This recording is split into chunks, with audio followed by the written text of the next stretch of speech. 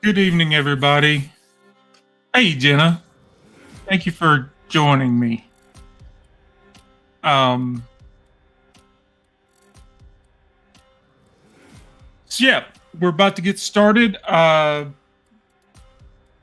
back in with more Kinless. Welcome to the Random Encounters Guild. Uh, we uh, we play a lot of role playing games here, a lot of video games. We love having new people join and new GMs come in and play.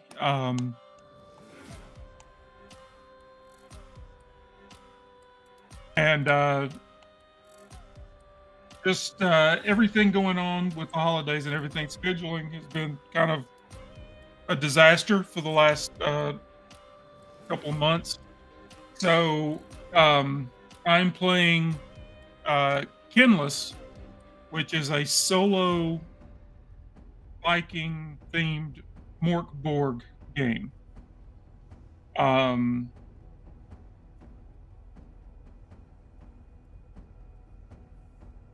and actually, I kickstarted this thing 3 years ago, and just through a gauntlet of disasters. This guy, like, it's been a tough road getting this game out. Um, but I actually got an update Friday that uh, the email title was "It's done."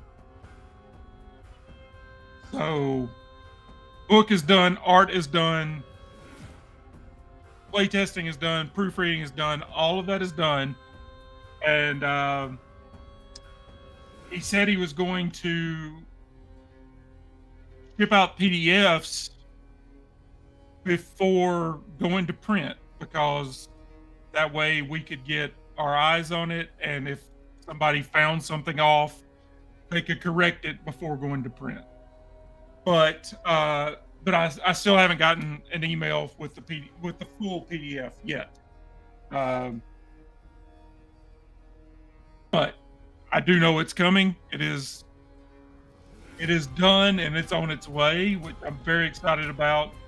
Um, as I said, this has been a lot of people got upset and kind of lost faith, but uh, those of us that stuck with him, uh, it's going to pay off. This is Kinless, Jenna, a Viking Borg solo game. See, it's down there on the bottom of the screen, right there.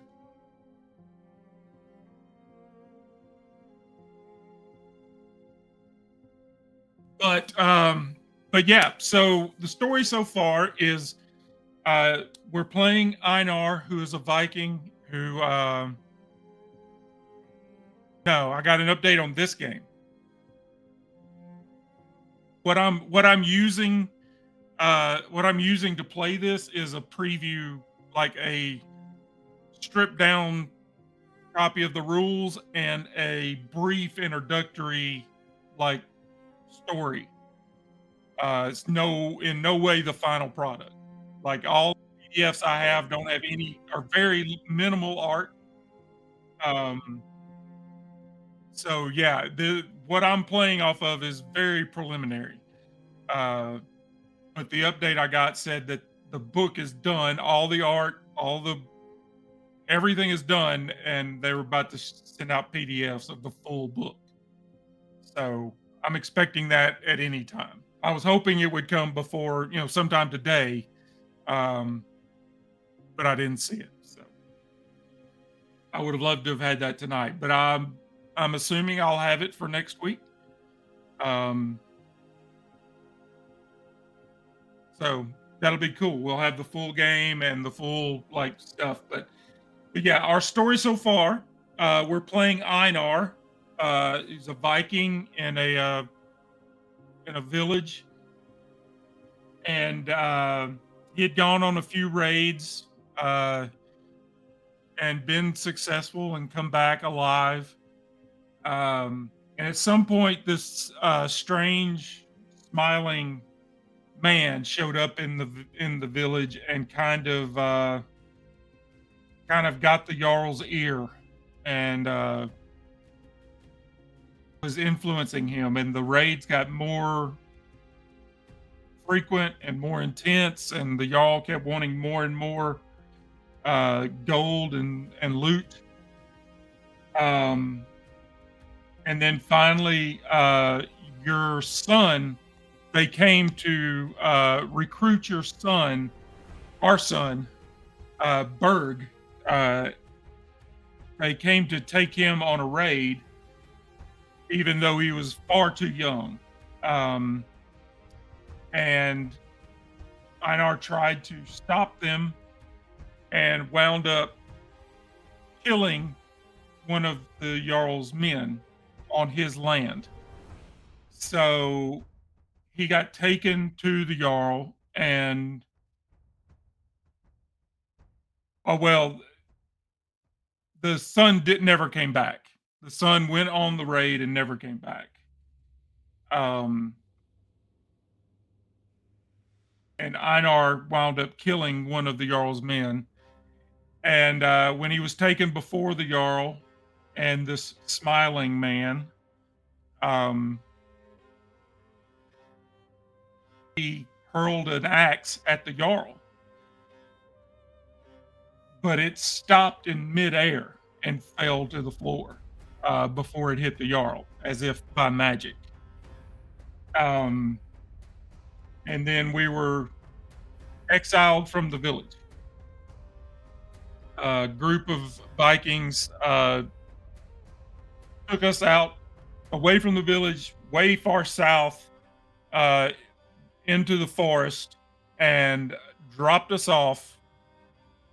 And one of them was a friend of my father, Einar's father, and his parting words were, "You're going to need this," and he dropped my axe on the ground at my feet, and they got back on their horses and rode back north to the village.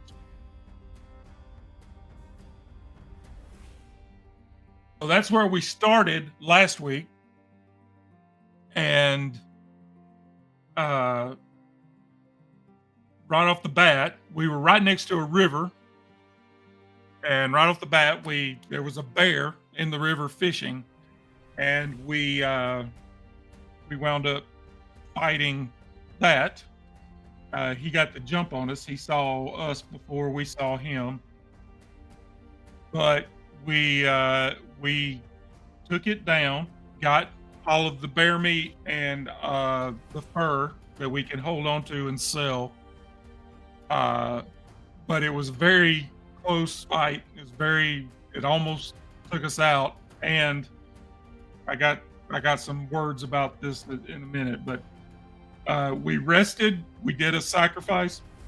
We sacrificed 1 day's worth of the bear meat and gained favor with the gods. And we traveled south into the next text south. And lo and behold, we discovered another bear and had another. This one was a smaller bear, though. It wasn't a large brown bear. This was just a brown bear, but still almost killed us. Bears are quite dangerous. However, we were we were I had a blind spot. I was kind of cheating unknowingly, not on purpose, but the bears have armor soak. Bears have fur armor, which gives them a 2 soak. So any damage you do, 2 points get taken off the top before anything gets applied to the bear. So they should have both lasted a lot longer than they did, and probably the first one for sure would have taken us out if I'd been using the soak. The first one would have definitely killed Einar, but we might have had a better chance with the second one. But so yeah, so tonight we need to remember I was remembering my soak. I was remembering to apply soak when it when I was taking damage, but I forgot to do it for the creatures. So it is what it is. Live and you learn, and we're going to try to remember to do it going forward. But if I don't, I don't. This is a tough enough game without the enemies having armor soak. If I'm honest, Morkborg, for anyone who doesn't know, Morkborg is not a joke. Um, it is a very deadly game. The original game is kind of a post-apocalyptic fantasy setting. The world is coming to an end. Um, it's a lot of fun. I've played it multiple times. I've run it several times. It's a really good book. They've got Cyborg, which is a cyberpunk version of it, and then there's been multiple different version. Pirate Borg is out now. That is a pirate version of it. We've played that here on the channel.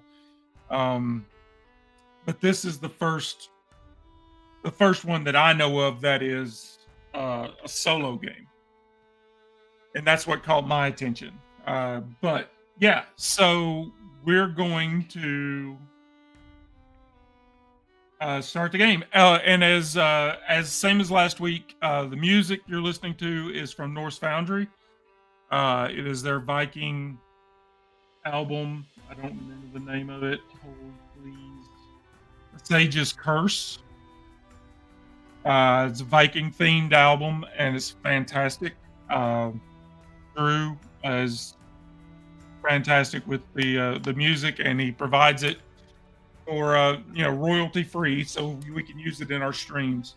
And also the dice I'm using are North Foundry. I've got my Bloodstone Boulder, which failed me last week, but it also came through for me last week. And instead of my gemstone dice, I'm using my Norse series Fallen Stars. And if these don't hold up, I've got my Crimson Norse series as well. I've got options. And I think my daughter has a set of pink Norse series. I think they're here somewhere. Um, so yeah, let's uh, let's just jump on in. And once again, I'm using alchemy, which is new to me. So I'm kind of learning as I go. The problem with using alchemy is I can't, being the GM in the game, I can't use a character that I've created. You have to be a player to use the character. But then if you assign yourself as a player, you're no longer the GM. So what I've done is created an NPC for Einar just so I would have a token. By the way, we have character art now for Einar. The amazing and talented Jenna Figures created created character art for Einar for the token and for the character sheet. And let's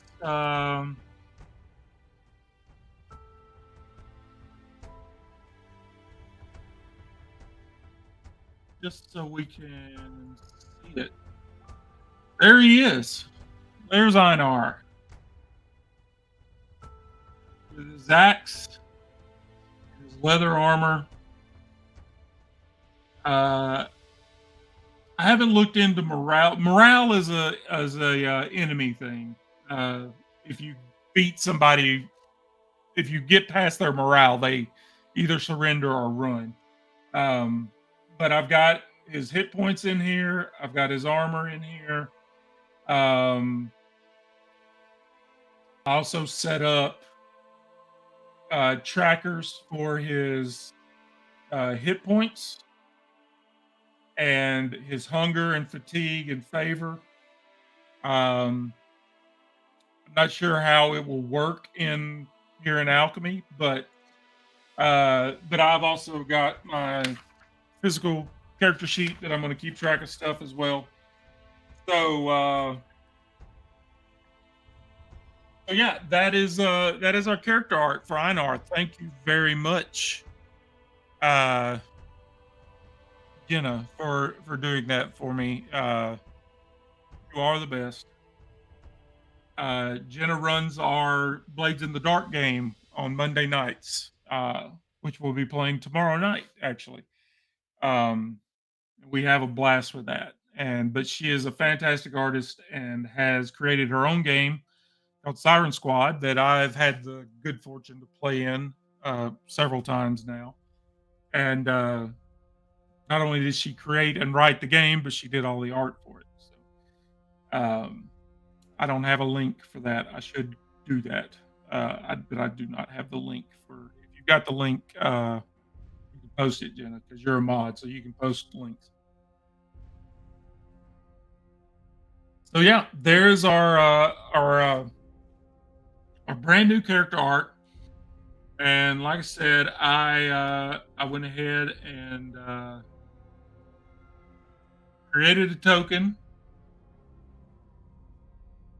And when we left off, we were in Hex 204 right here. And that's where we fought our second bear. We started in 186 and we went south into 204. And what I wound up doing is I rolled a die to decide what direction I wanted to go. What I decided is our village is up here in 54. So we're a good ways away, but we also don't want to go back there. If we go back to our village, we'll get killed on sight. Uh, so we want to kind of stay down here in the south until we figure out what's going on and get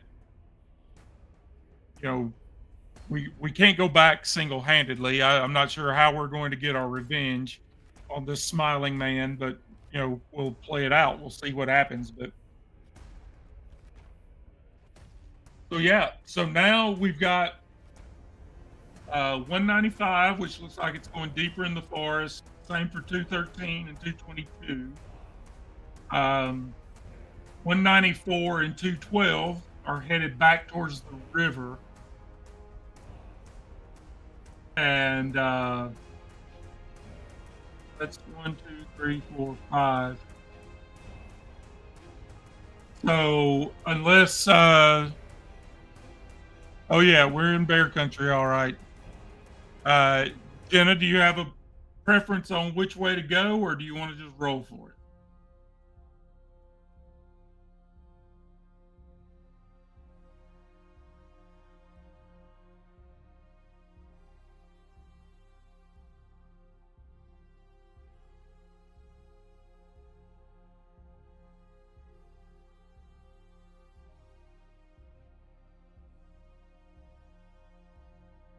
I'm going to roll a d6.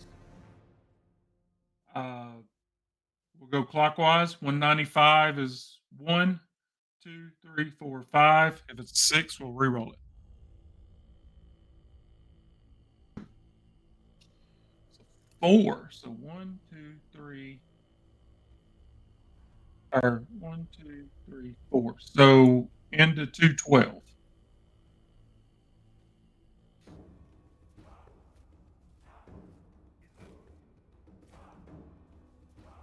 So let's see what happens in 212. The woods are lighter here, and you hear the sounds of water to the north and south.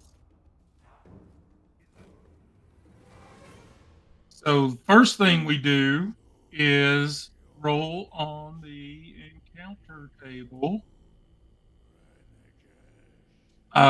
This will be a daytime encounter. So Jenna, give me a D or 2d12.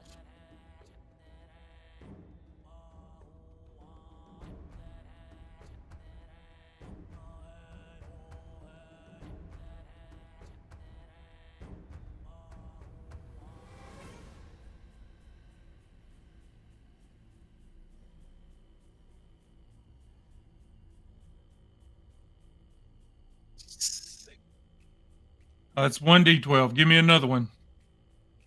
I need 2d12.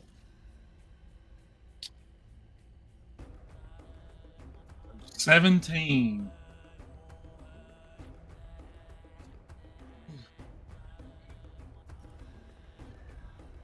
Uh, D3 Badgers.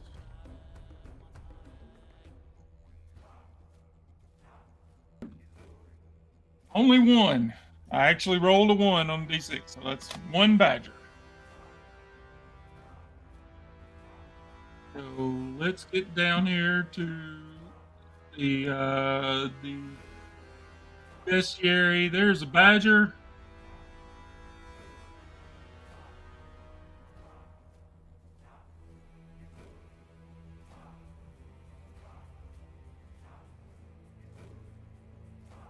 And let me jump over to the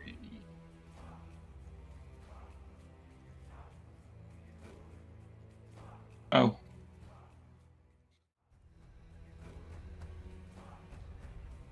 We haven't run into bears yet. We just ran into a badger though. So in this game, the beginning of combat, we roll a d6 for initiative. On a 1 or a 3, the enemy goes first. 4 through 6, Einar goes first. Um, we can spend favor points to uh, make the roll higher. Um, yeah.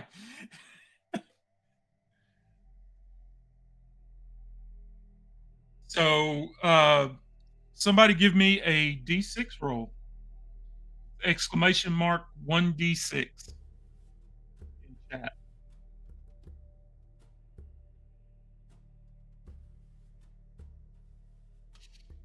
A 5. So we go first. So we see this badger, and we get to attack first. And so that's going to be a strength check. And for Einar, our strength is at 0. Oh, all of our stats are at 0 except our presence, which is -1. Um, so let me see if yeah, it's a 12. So I'm going to roll my Norse Boundary Bloodstone Boulder. It's a gorgeous, gorgeous piece of marble. And I need to beat a 12.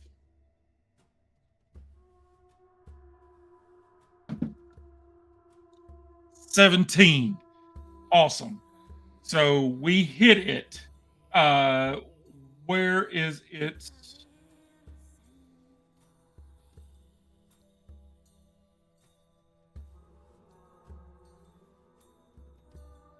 negative D2?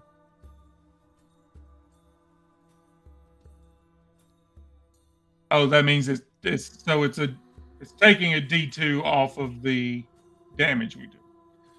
Okay, so our damage with our axe is a D8.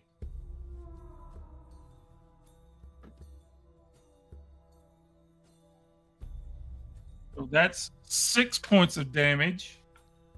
Um, somebody give me another D6.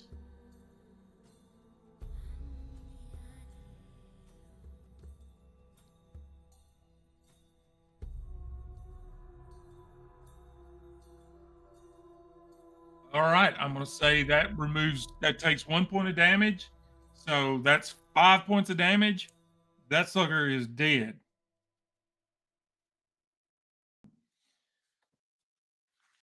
Badgers aren't as bad as bears. Who knew?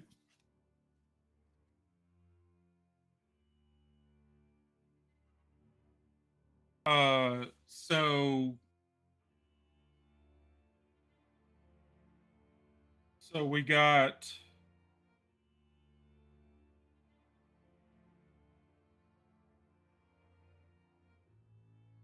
I'll roll this one.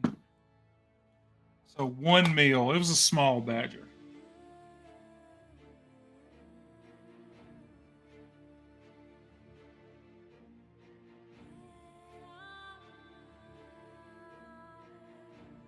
And then badger fur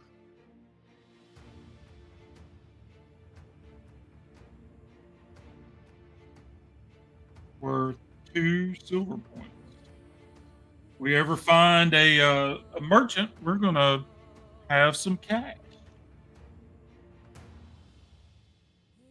Where can I put this? Where it's easily grabbable. Um. Okay. So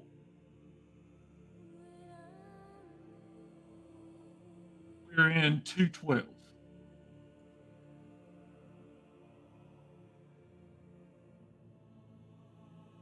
Something that goes on after this. So after resolving normal encounters, roll a d4.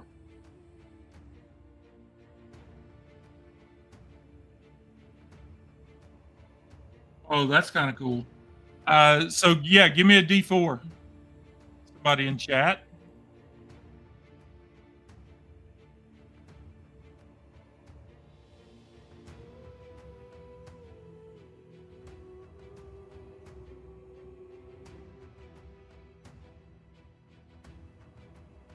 1.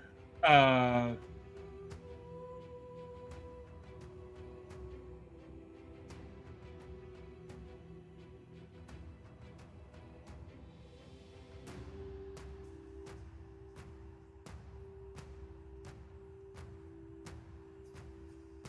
so we meet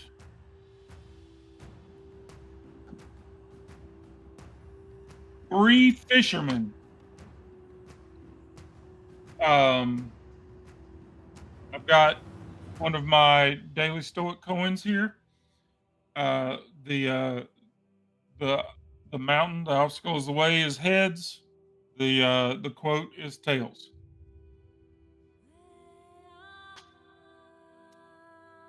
Heads, they are from our village and actively avoid us. So they hear us fighting with the badger, and uh, they see Einar and kind of like pack up their gear and move on before we can approach.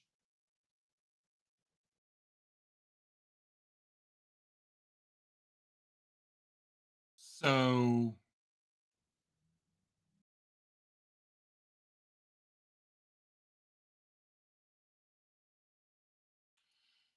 so that means so each one of these hexes is 6 miles. So we could cover more ground. Um, Short of going across the river, the only one we can go into is 222. And I don't know that I'm too keen on going across the river.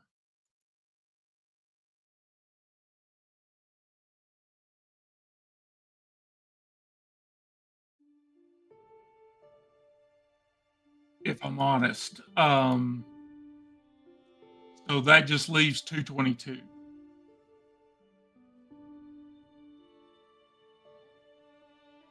Unless you guys think you want to go to the river, go across the river, try to swim across and see what goes on in 203 or 221 or 230. But I think he would just go into 222.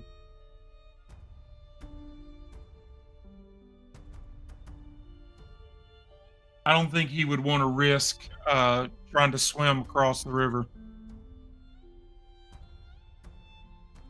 considering he's alone.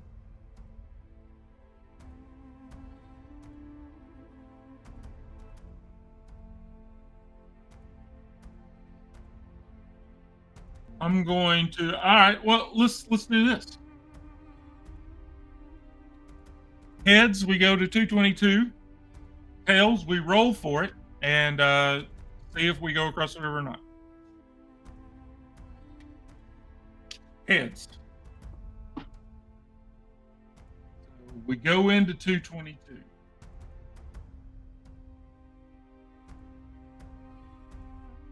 What goes on here? You stand at the edge of a great forest. To the west, you can hear the southbound river. I was wrong last week. That river is not flowing north, it is flowing south. Um, the air is filled with bird song.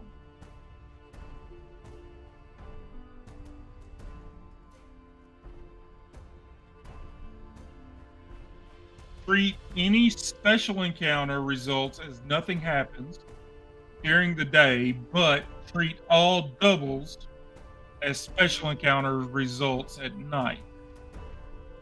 And I don't know that we're straight up at night, but we crossed into one hex and now we're crossing into another. So I'm going to say this would be a nighttime encounter.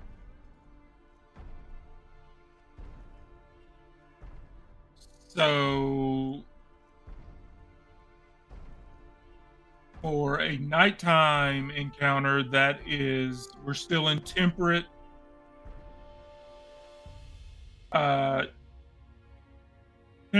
uh, climate. So give me 2d6 exclamation mark 2d6.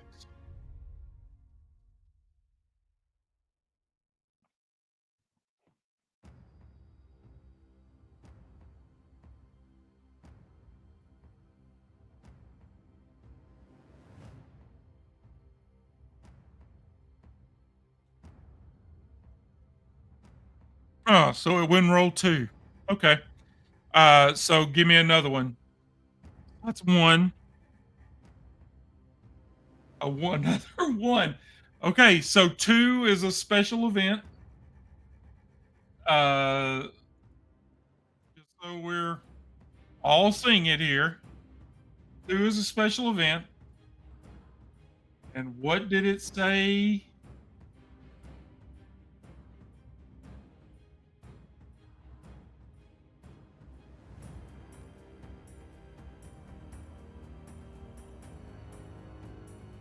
Treat a special encounter results as nothing happened. So we cross over into this hex and nothing happens.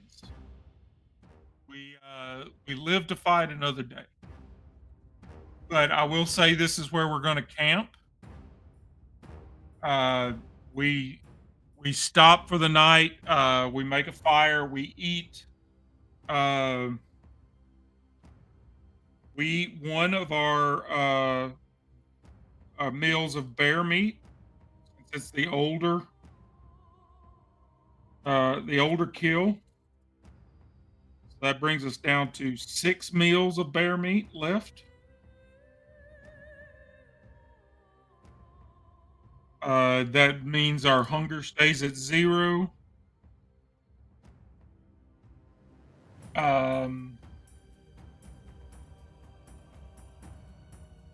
and so we break and make camp and rest. Uh, that means our fatigue is a 0 as well. Our favor is also maxed out, so there's no reason for us to do any kind of a sacrifice. Hey, okay, Kevin's here. Now we can start playing, everybody.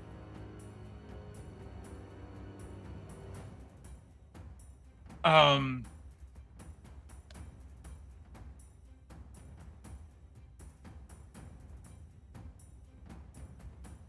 we already rolled for the hex. I don't think.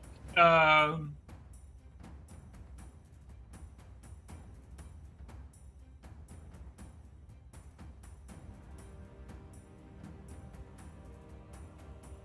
I don't think we would roll for something to happen while we're asleep. Trying to see just to make sure.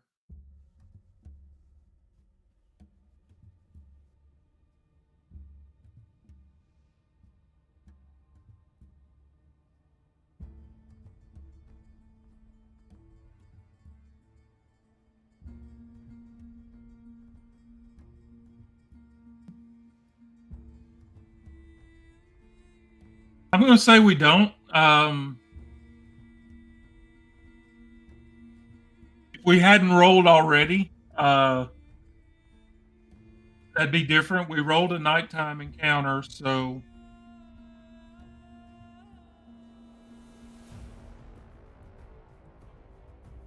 yeah, I think we're good. So Einar wakes up the next morning.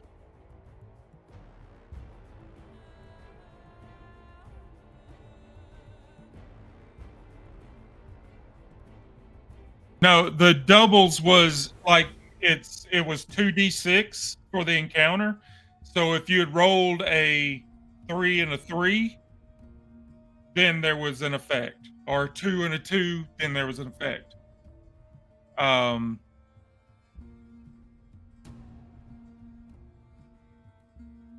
so yeah, that whole thing, that was this hex as a very specific thing. Uh was that on the encounter roll?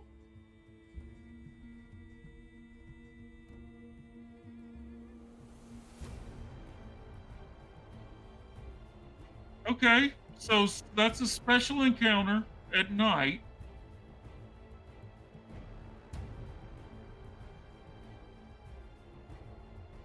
Where is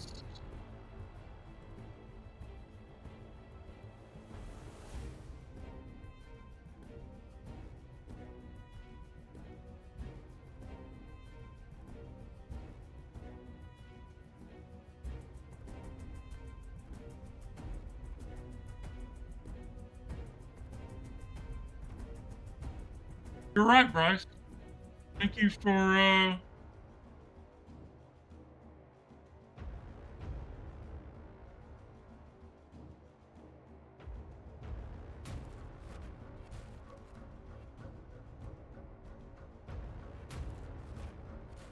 question is where is the special encounter table?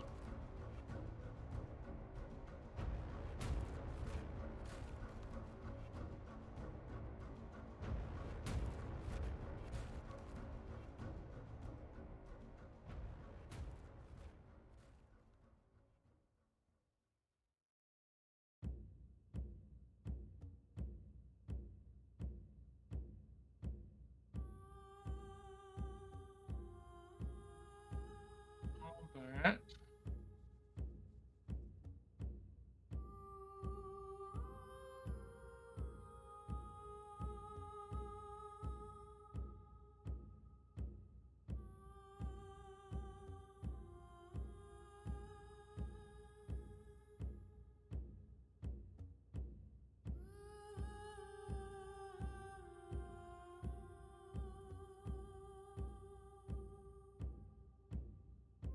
There's got to be a table for it. Where's the table?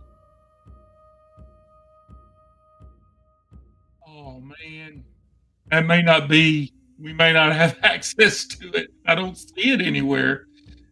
But like if you survive a special encounter, you get XP. Like that helps you level up.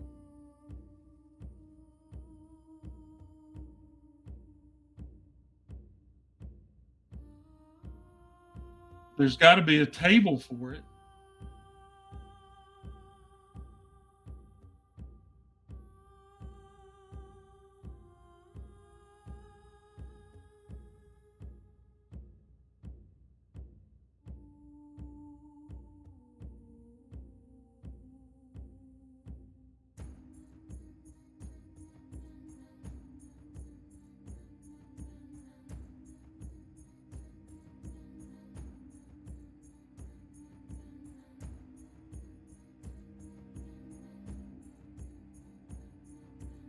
I straight don't see one. Not in the stuff that I have. Um,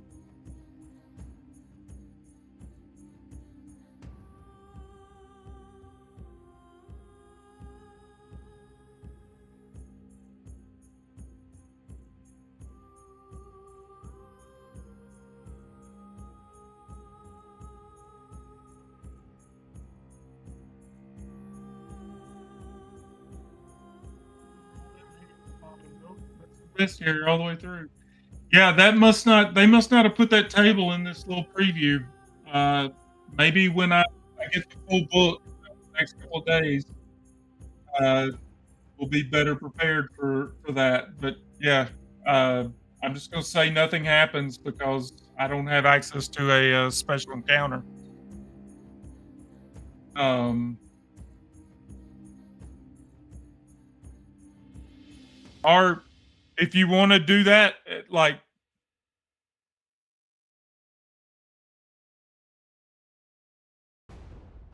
we could just re-roll on the encounter table, but I would say that this encounter would happen while we're asleep, and so we would automatically not have the initiative.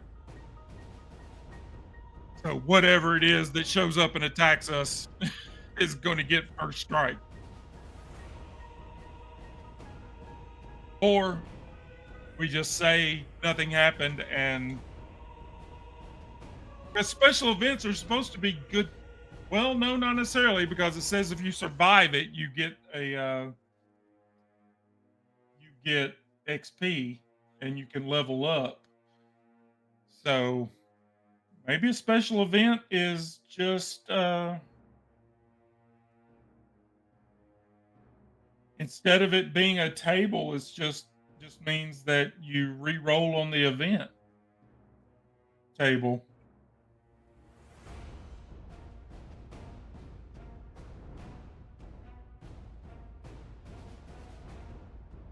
You know what? That's what I'm gonna say. Uh until I'm proven wrong, I'm just gonna say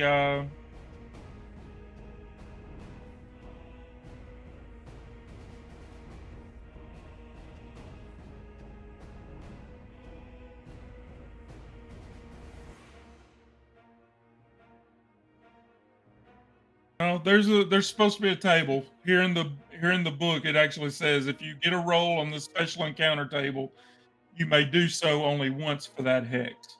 So there's supposed to be a table, but I don't have access to it. So I'm gonna say at this point, I'm just gonna say we re-roll the nighttime encounter.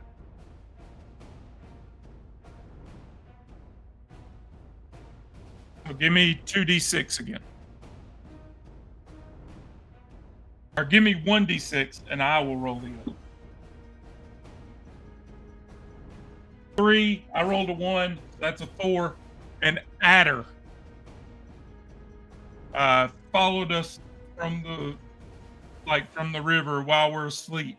Uh, so uh, this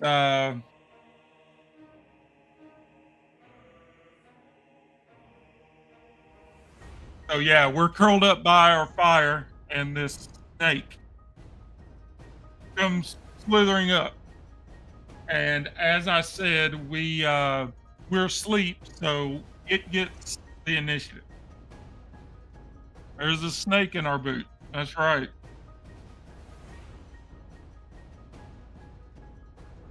And it's venomous.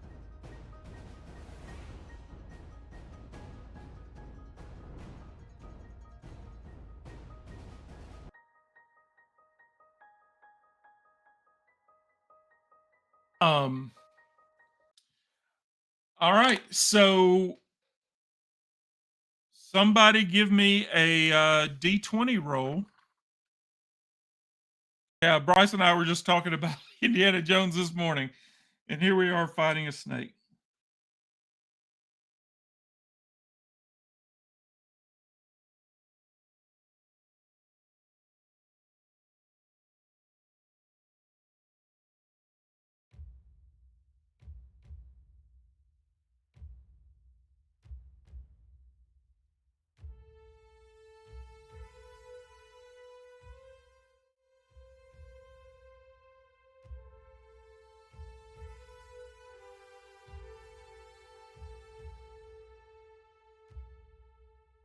So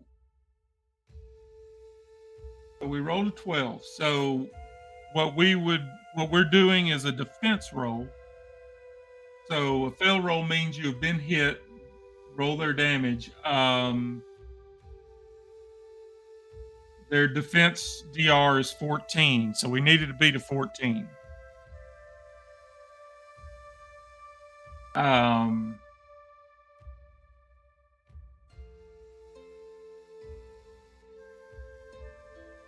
that means it successfully fights us for D3 damage, which our armor is going to soak.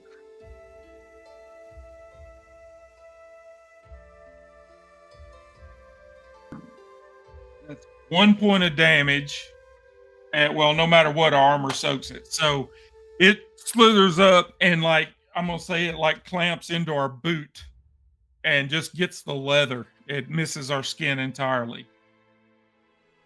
But it's also enough to wake us up because we are in the wilderness and uh, everything here is deadly. So, um, good luck, Jenna. Give that kid some NyQuil. She'll go to sleep.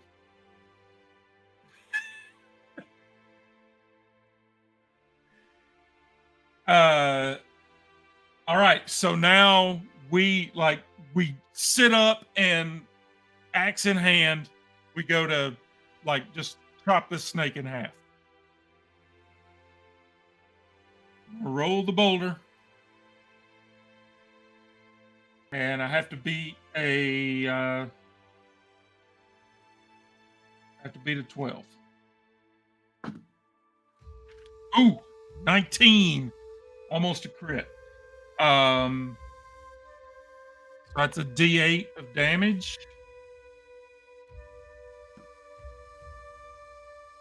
It's 3 points of damage, and then it has -2 soak. So it soaks 1 point. So it takes 2 points of damage. Somehow we hit this snake with an axe and we don't chop it in half. It's still slithering around.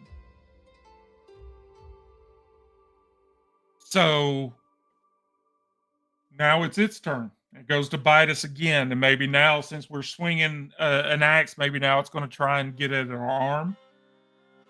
So give me your defense roll. That'd be another D20. Need to beat a 14.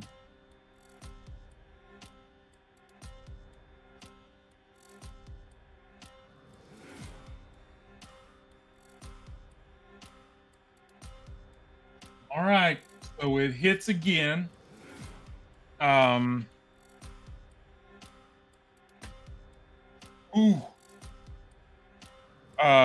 That's 3 points of damage.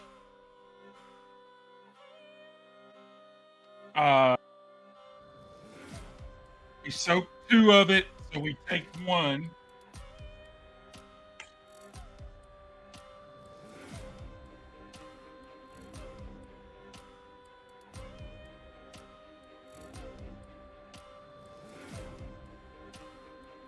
That puts us at 5 hit points.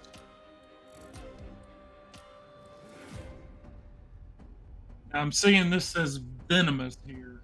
I'm not sure what that means. Uh, but it can't be good.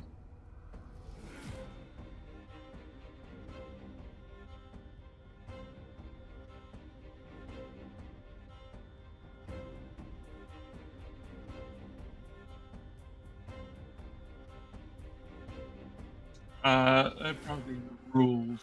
Um,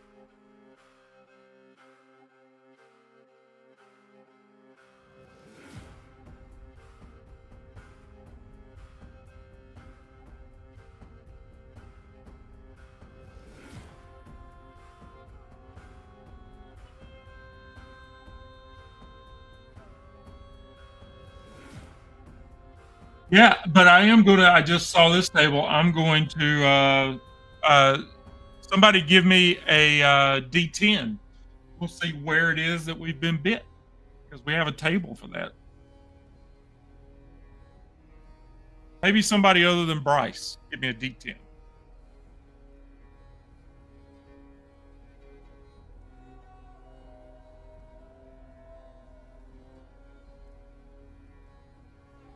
2, so it got us on our hand.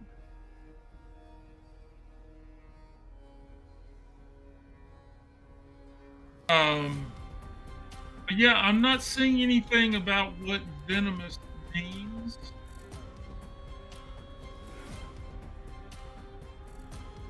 So we're going to bypass that for now. Um,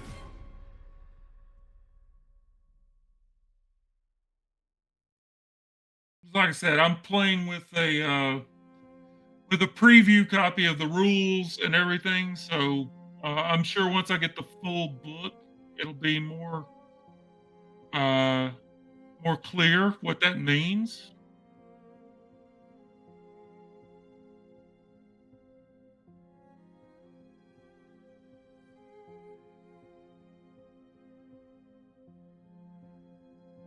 But yeah, we get bit on the hand and we lose 1 point of hit points.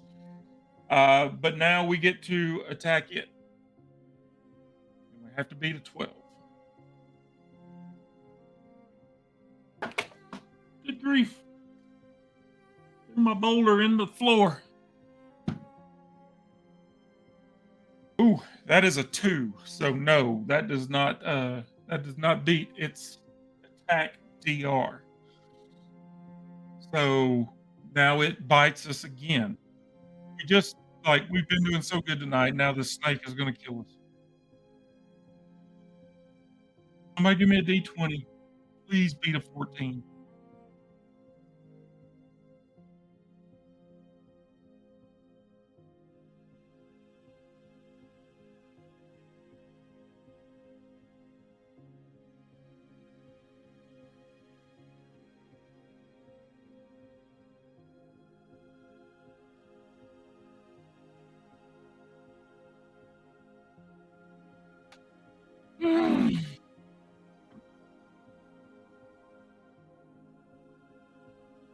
So 2 points of damage,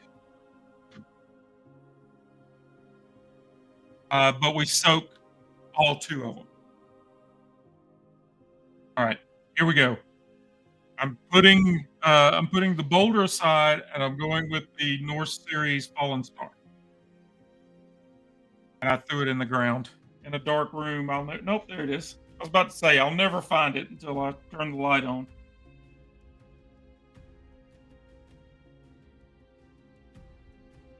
Here we go. Got him. All right. That was a 15 to hit. So we do a D8 of damage to it. It only has 2 hit points left. That's a 7, even with its even with its possible 2 point of soak. That kills it.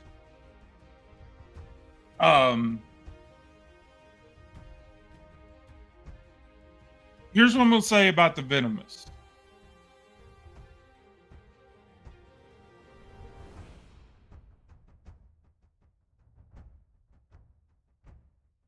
Uh, Somebody give me a D100. And this isn't in the book. This isn't in the mark board. This is just me just winging it because I don't know what venomous means. So give me a D100. All right. I was gonna say above 50, he's able to suck the poison out and he's okay. Below 50, I was gonna say it's gonna get infected and we're gonna have problems. So he's able to suck the poison out and he's gonna be okay. Uh we now have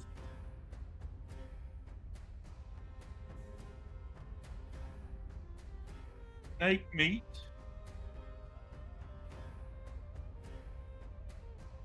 for 1 meal and a snake skin,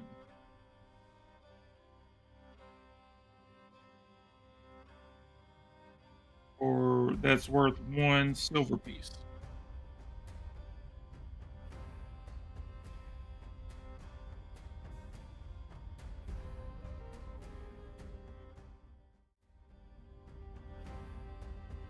All right. So we get back to to rest and get our sleep for the night. The morning sun rises, and we decide we're just going to keep moving. That's all we can do. Um, so Kevin, what we were going back and forth about whether to cross the river or not. The problem with crossing the river, just so everybody knows, like you can see this right here, that's the edge of the map. Like if we cross the river, there's one hex over here.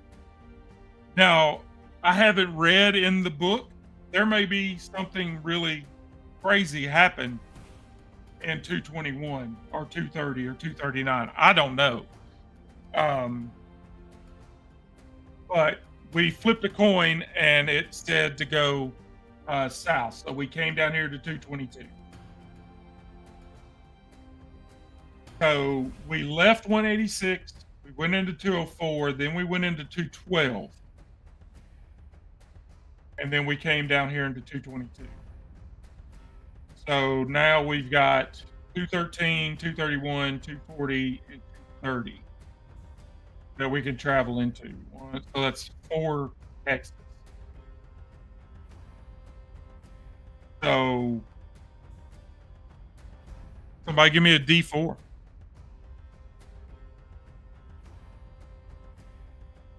All right, Bryce. Thanks for jumping in and checking us out.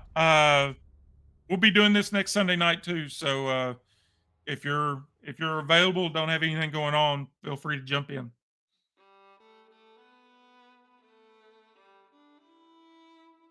A three. So one, two, three. So down into 240.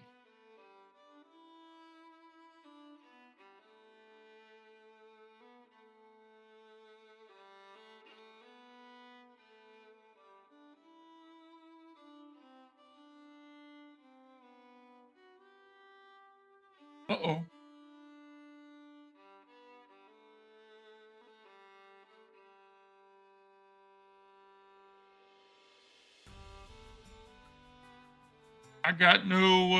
I got no heading for 240.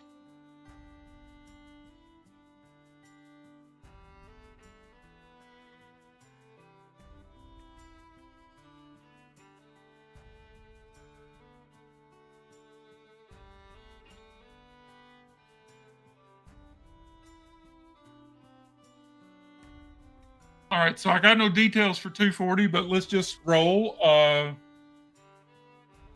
on the daytime encounters. So give me a D12 and I will roll a D12 and we will combine the two. I rolled a 6.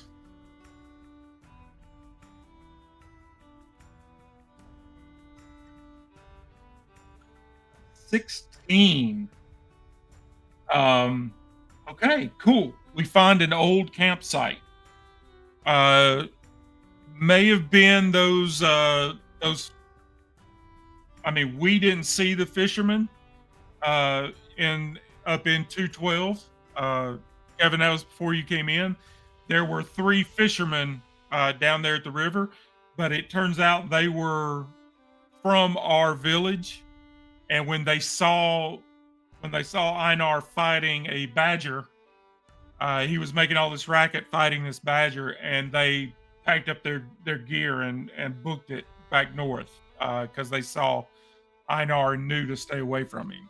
So we didn't necessarily see them, but now there's this old campsite with a cold fire fire pit.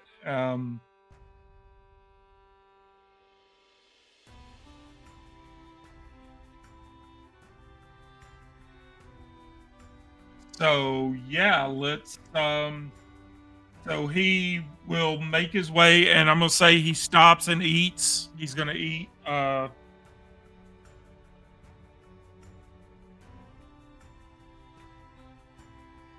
we'll just say he eats that snake meat since it bit him. Just get it off of the sheet.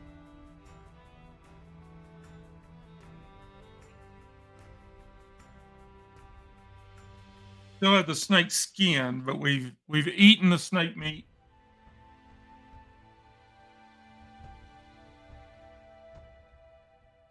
So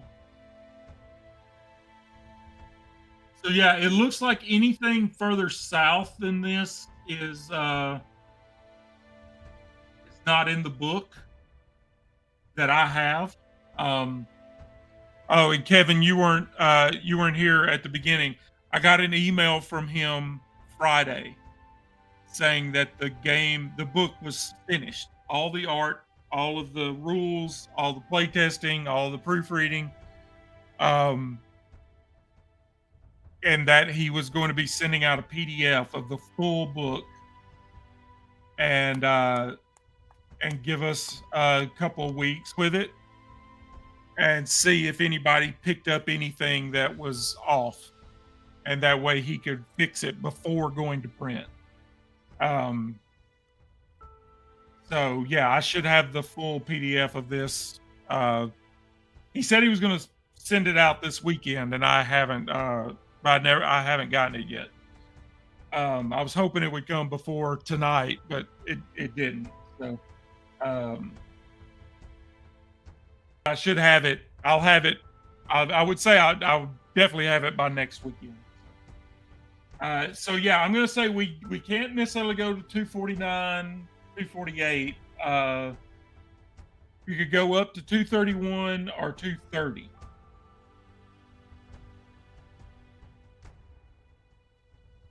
I'm just gonna roll here.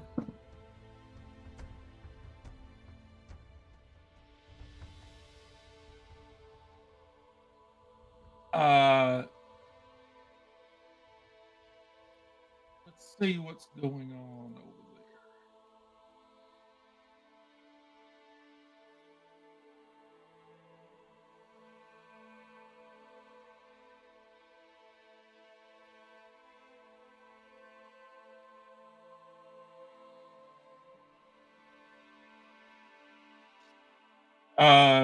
There's a grassy riverbank with a bend to the south.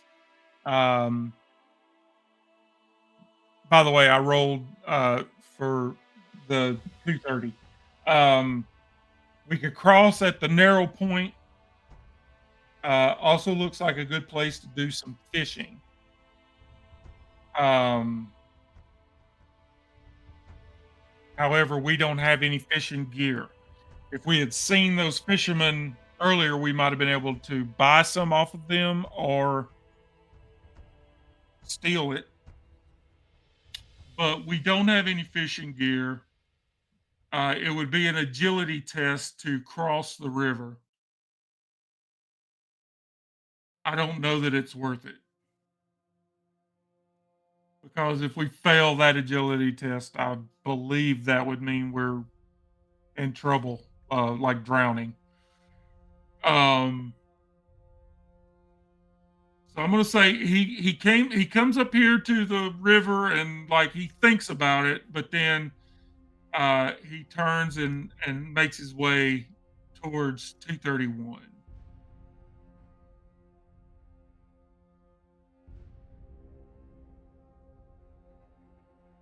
The woods are dense and dark here as little sunlight makes it through the thick canopy. It is unnaturally quiet.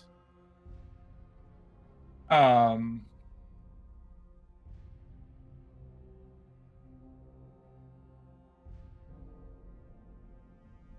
and I'm going to say, like, after walking across and then walking back across, we're definitely in nighttime now. So that's 2d6. So, Kev, give me 1d6. Oh, welcome back, Jenna.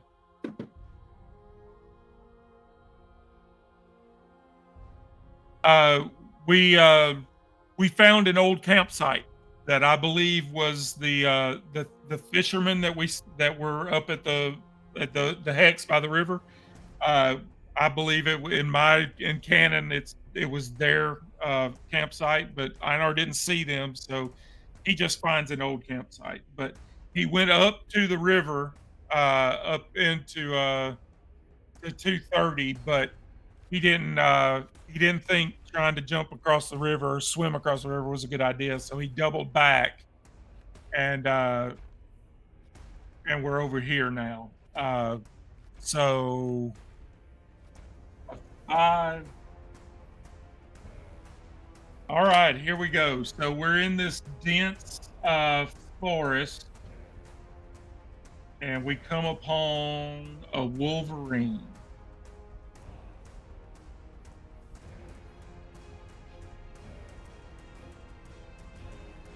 Not the cool one from the comics.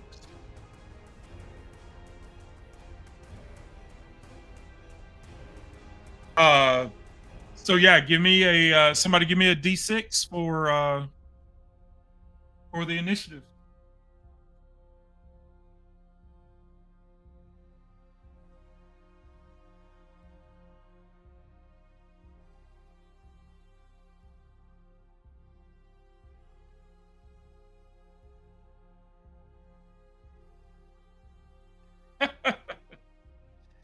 All right, Kev, take care of business.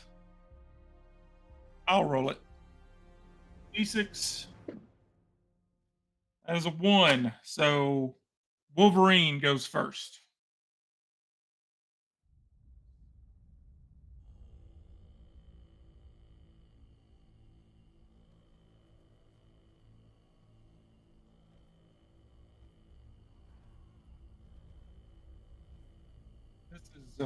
This is not good. Not as bad as a bear, but it's not good. Um,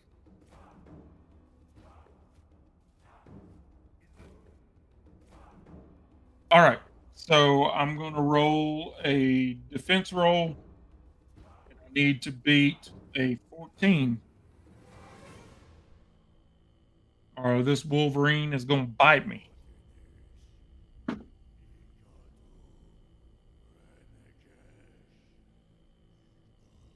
Um,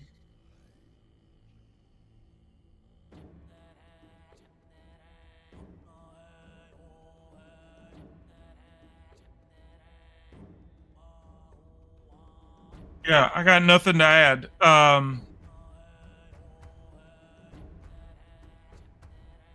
Yeah, I rolled a 10, so it's gonna bite us. Uh, D6 of damage. That's 2 points of damage. We have -2 for our armor, or negative D2 for our armor. So that's a 6. So it bites into our like our boot. It gets the leather of our boot. It doesn't get us.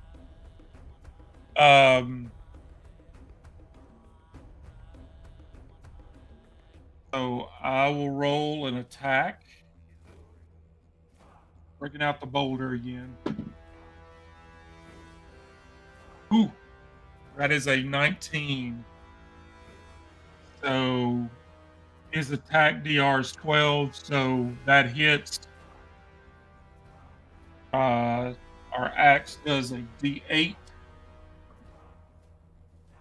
Ooh, that's an 8, and he has negative D2. So that is a 2. Uh,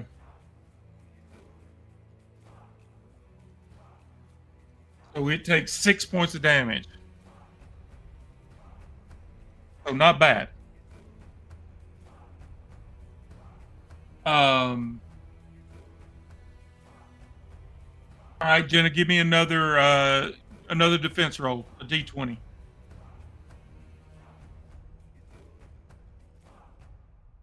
Looking for a 14 or higher.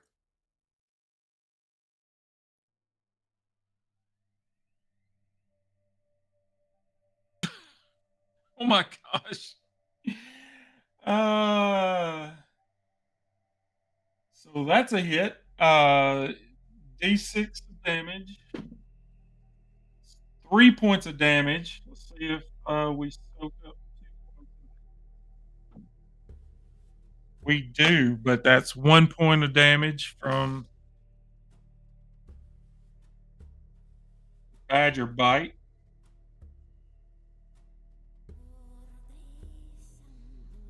That puts us at 4 hit points.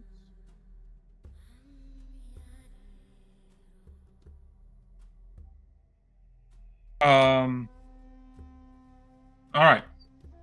Now it's our turn. That is a 13 to hit, which beats its 12. So D8 of damage. That is a 5. Oh, so even if it soaks 2, it only soaked 1. So that's 4 points of damage. Kill it. Um,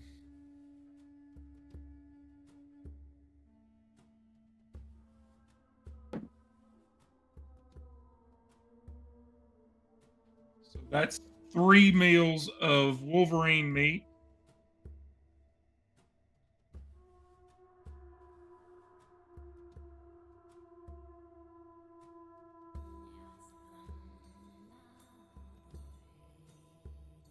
And a Wolverine pelt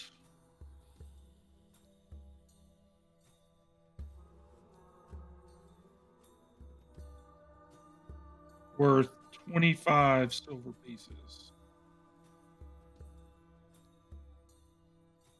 Wow. Wolverine pelt is worth a lot more than a bear pelt. That's crazy. But okay.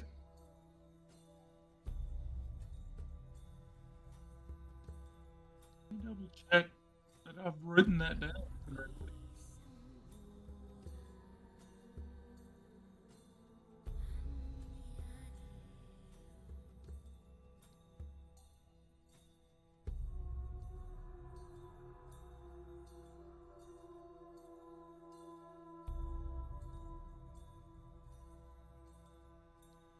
Yeah, I've got 18. So yeah, the first bear we fought was a large brown bear. Its skin is worth 12 silver pieces, and then the second one was just a brown bear, and its skin is worth 6. So yeah, we've got 18 silver points worth of bear, but yeah, that Wolverine's worth 25 silver. Um, what hex are we in? 231. Because there was something.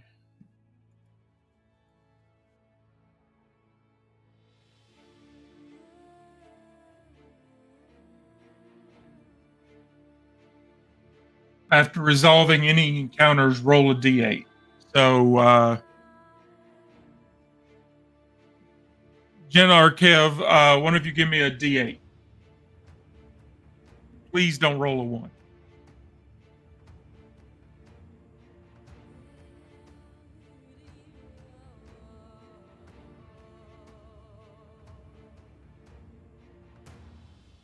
Okay. Yeah, the end game, like I said, I don't have everything. I have is like preliminary, like just intro basic stuff. Once I get the full book, I'll have the full story and everything going on. Um, but like what it's set up to be is a revenge. Like we've got to get back to the village and kill this smiling man guy, who's kind of taken over the Jarl, and and maybe take out the Jarl. Um, and if we can figure out what happened to Berg on along the way, maybe we can do that. But yeah, with what I have right now, uh, like it's just a hex crawl. Um, although we did, hold on, we survived that special encounter, and that's one way you get.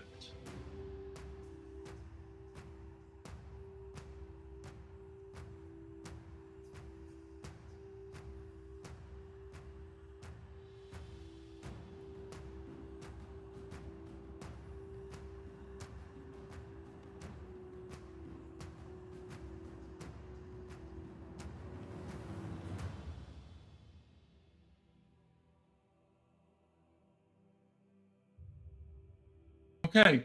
So we survived the special encounter. I don't have a special encounter table, as I said. Um, so we're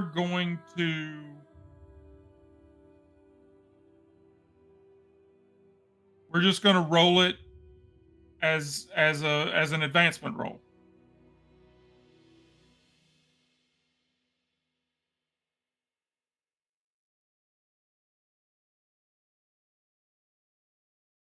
Wow.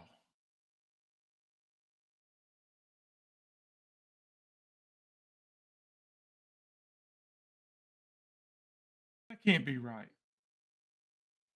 It's telling me to roll 10d6, and if that's higher than my hit points, but there's no way that that's I mean, like, my hit points are 6. If I roll 10 ones,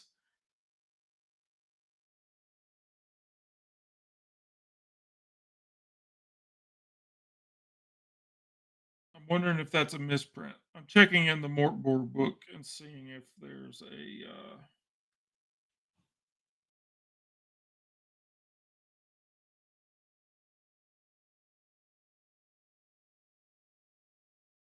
yeah, that's a misprint. And Morkborg, it's 6d10, not 10d6. They got it flip-flopped. Um,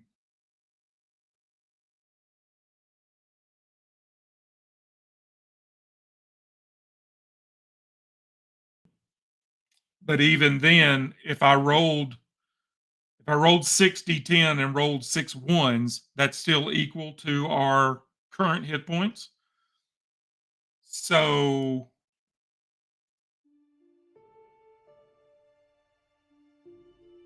that means we roll a d6 and we bump up our max hit points by d6. So I'm not going to trust either one of you to do it. I'm going to do it.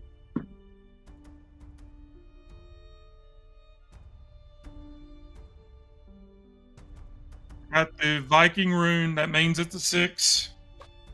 So our hit points go up to 12. This doesn't heal us. It specifically says it doesn't heal any damage. So we're currently at 4 hit points still, but our max.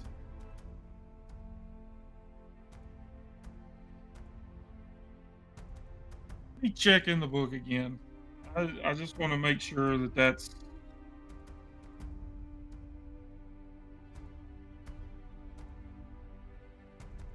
increase it by d6. Yeah, that's what's in the book. So, so our max hit points are 12, but our current hit points are still at 4. Um, then we test each ability.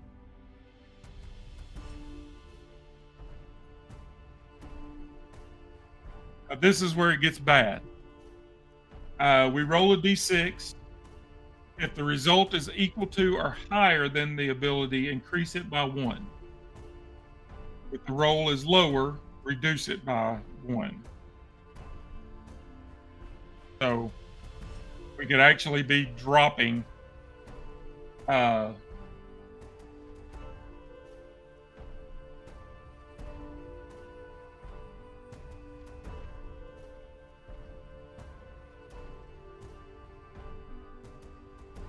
the where that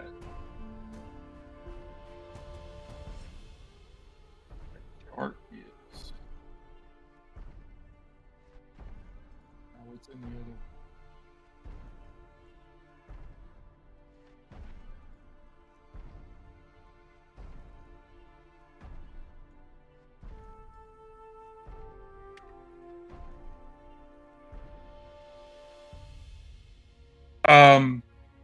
All right. So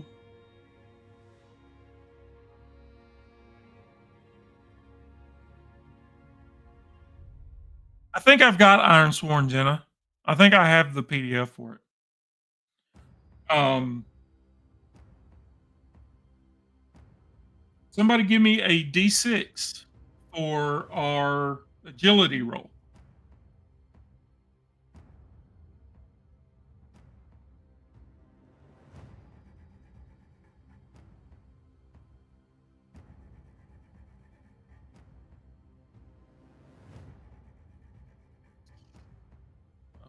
4.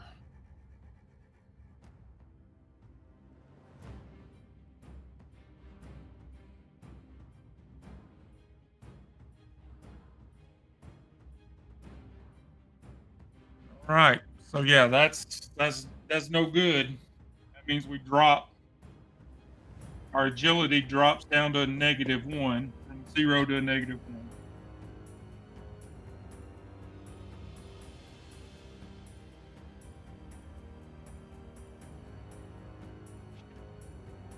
Or wait, let me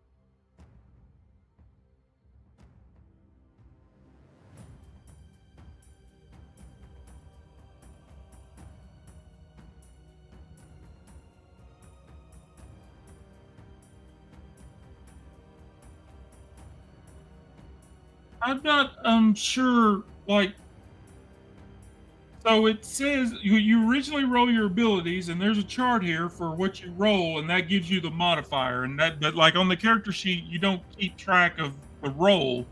You forget the roll. Everything on here is just the modifiers. So if you rolled a 4, that's higher than the 0 that I had. So does that mean it bumps up to a +1? Or being a 4, that's less than like to get the 0, it had to be a 9 through 12. But that would just mean anything that's a 0 would go up by 1.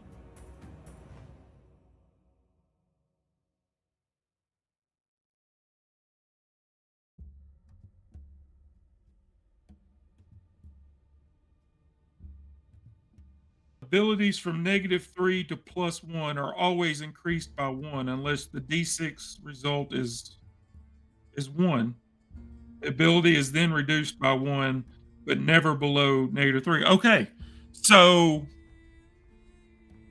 so that means that's actually good. Instead of a -1, it goes up to 1.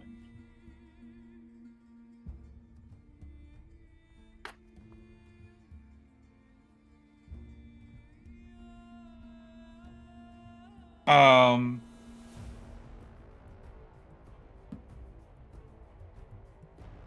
our presence goes up to 0.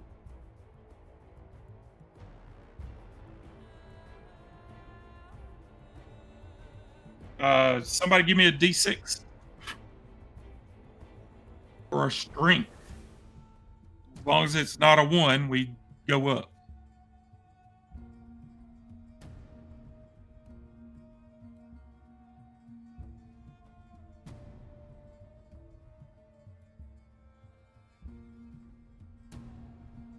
All right. So our strength is now +1 instead of 0.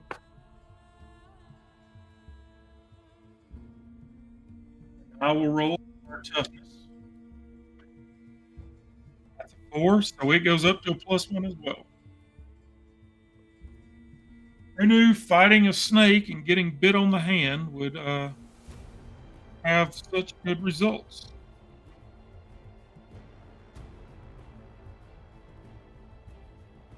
That was a special encounter. Um, so yeah, before we So yeah, I'm gonna say we're gonna take a rest for the night there. Um, Before jumping into the next day, I'm gonna take a quick break. I'm gonna run to the bathroom and get a drink, and I'll be right back in just a couple minutes.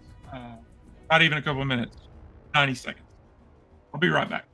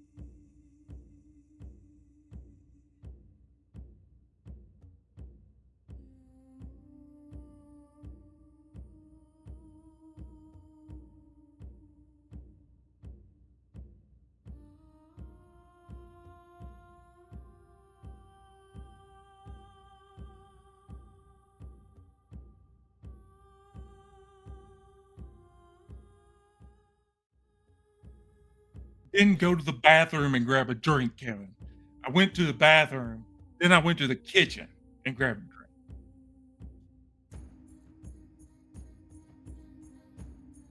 Potty humor is beneath you, man.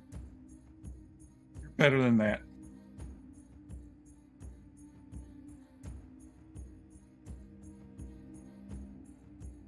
And Jenna, as far as like rolling, like we can roll settlements, but like the way it's set up is each hex has its own. Like we went into that one hex and there was three fishermen that we rolled up, and it just so happened that they saw us coming and ran. Um, and it may just be that I'm using this preliminary, this early release uh, stuff, and so all the info I need is not in here yet. But each hex, like there's a chance for a merchant to show up, and there's things that can happen. Um, Hopefully, I will have that information. He said we would have the book by the week over the weekend, so uh, I'm hoping I'll have it by next Sunday night, and we'll have the full, all the rules, all the tables, everything I need. So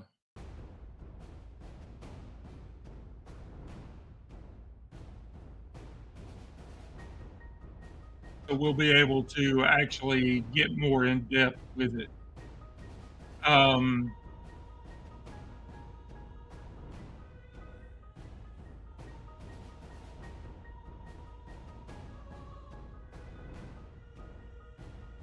Something I did not do earlier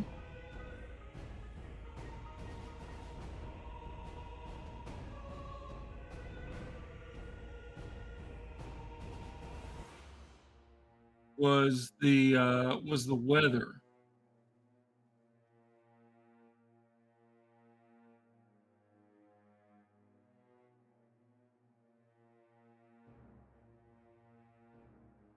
So I'm gonna say we rest, and, how is it that we get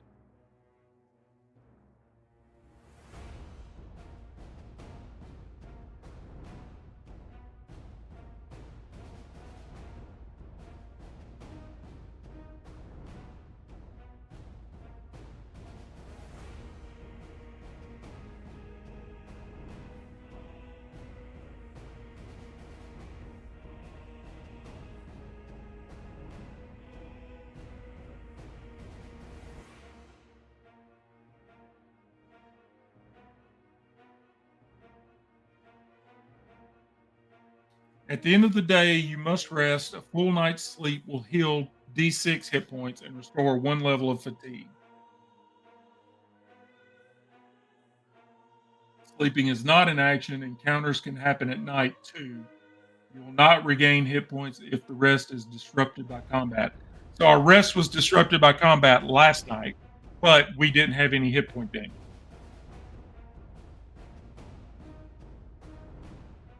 So tonight we need we need for there not to be an event tonight while we're resting because we're hurt pretty bad. That Wolverine messed us up. So someone please give me 2d6. It won't let you roll multiple, so maybe both of you give me 1d6.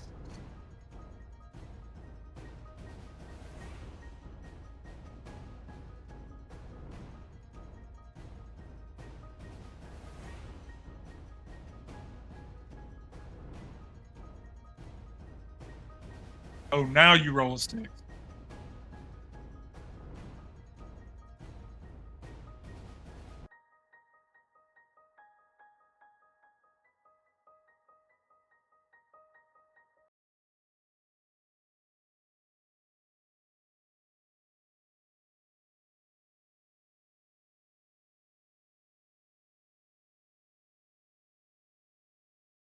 D6.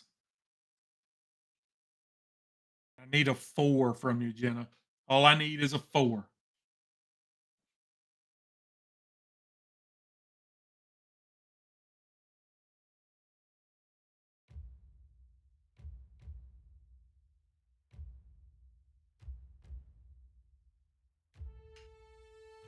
All right, that's a 12, which means it's a special event. Um, but I don't have that table. So I'm going to say the special event is we get to sleep the night um, without being disturbed. Yeah. Well, that was just for that one hex. Um, that's not for every single roll. That was the special thing in that one hex. But I don't have a special event table to roll on, so I'm just gonna say we sleep tonight. I'll roll my d6 to see how many hit points we regain. 3. So that puts us at 7 out of 12,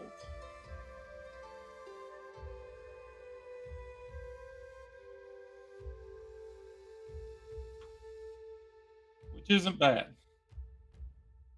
Could be worse.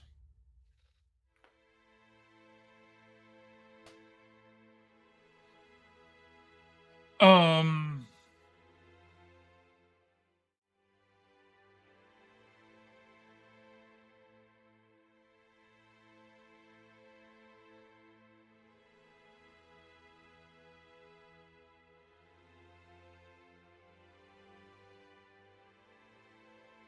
so we've hit.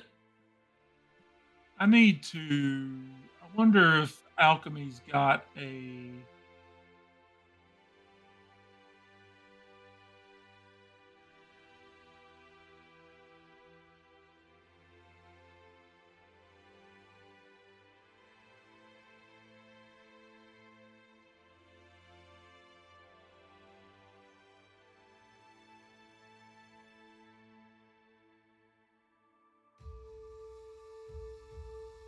I would love to be able to.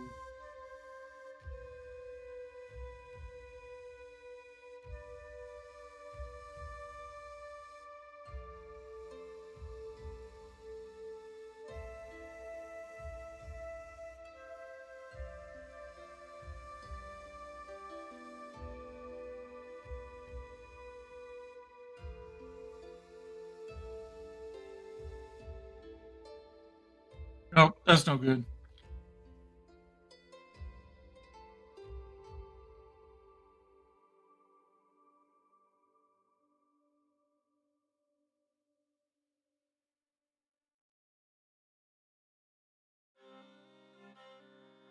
No, stop it.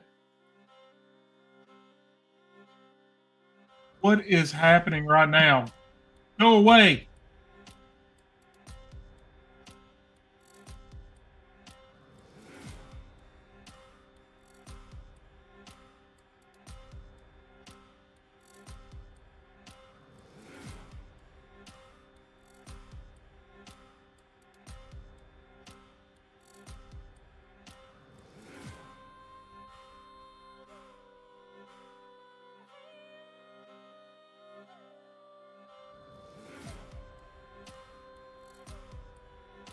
Why is this doing this? I don't want it to. Ugh, just stop.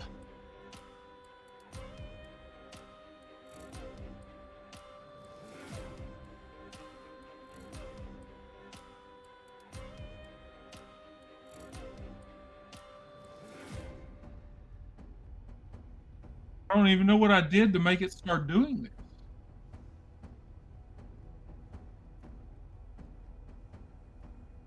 You know what? Uh, let's go to this screen real quick, and I'm going to bump out of that and then bump back in. Maybe that'll fix that.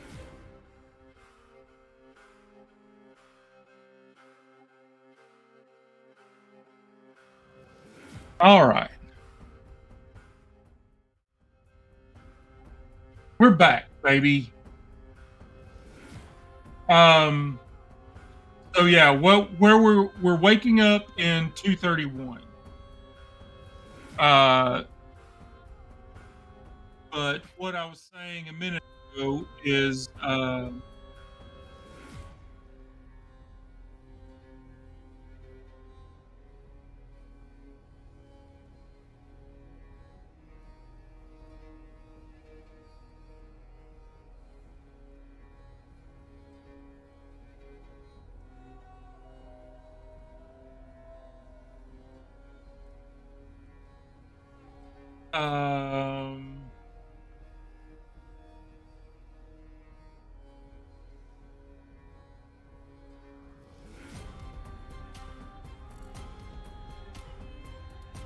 what was that weather chart?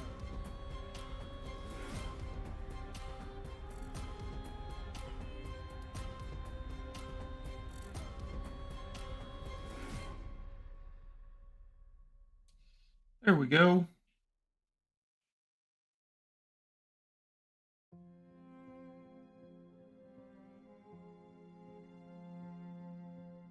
So somebody give me D20.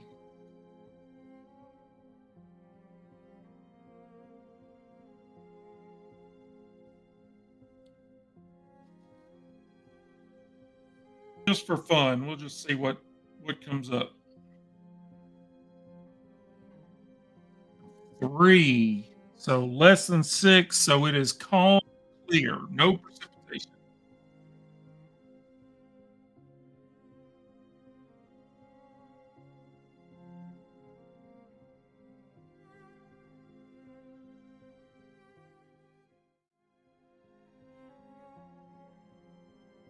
Um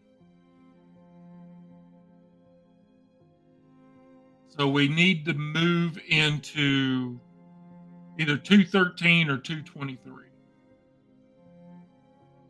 Uh Jen, I don't know if you were here a minute ago or a bit ago when I like I don't have the information I have. Like I can roll, we can just roll on the random encounter thing for each hex, but I don't have information for these hexes to the south.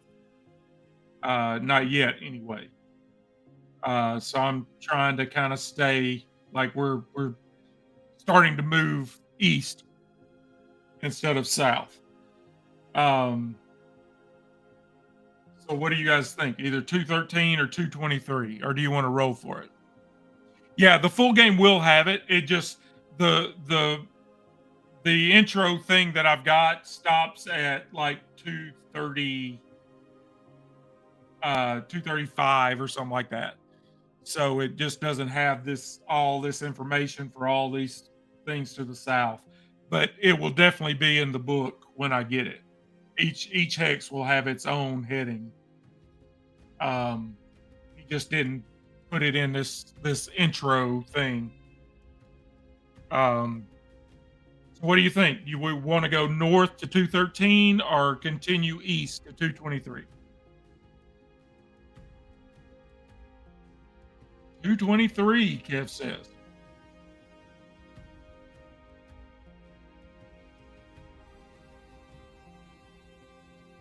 Let's see what happens in 223.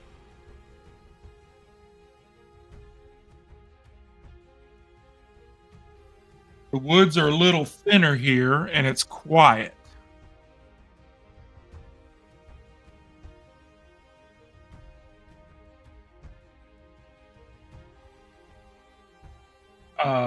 We are in daytime.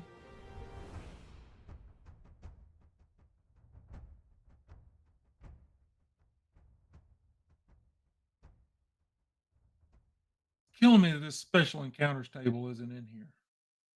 I need to send Chris an email. Like, it's really, really bugging me that that's not here because it specifically states that there's a table. Um, all right, so give me a somebody give me a D12.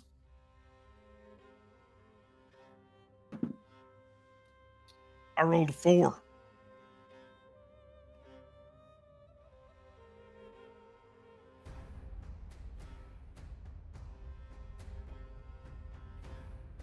Yeah, I think you're right, Jenna. We don't need to be working our way back towards the settlement until we figured out what's happening.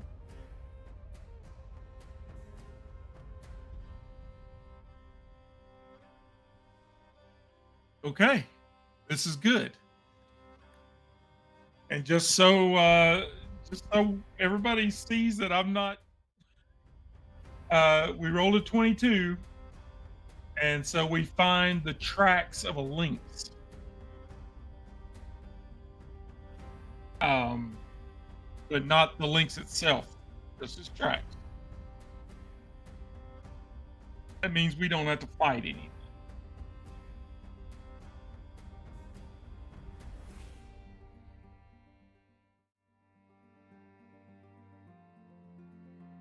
Um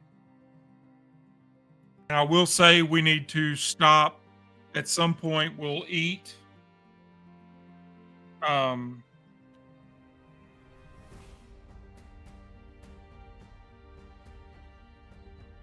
we can go ahead and eat this badger meat and get that off of the character sheet. We only have one meal of that, so we can go ahead and take that off.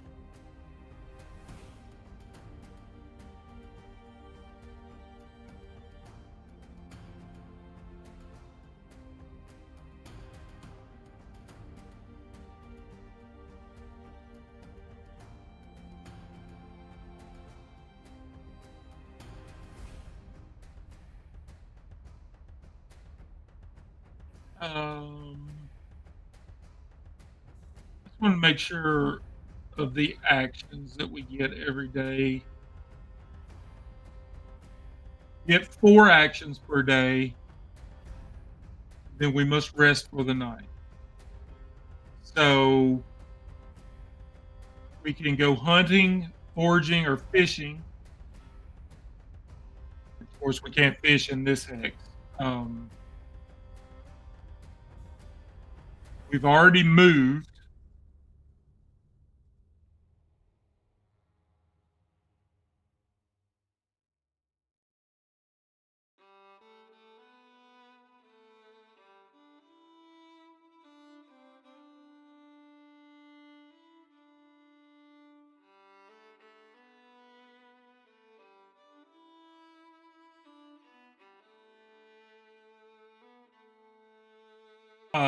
And I did say we stopped to eat, so I'm going to consider that a rest.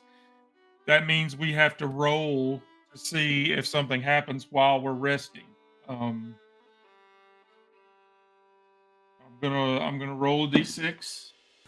That's a 5. If there's a 1, we roll on the encounter table again. But I rolled a 5, so we rest while we're eating, and we get a d3 of hit points. That is 3 hit points. So that's good.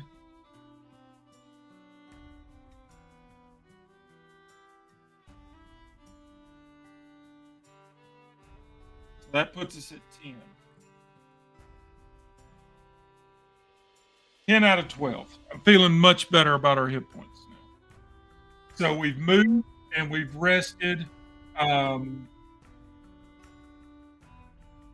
I'm going to say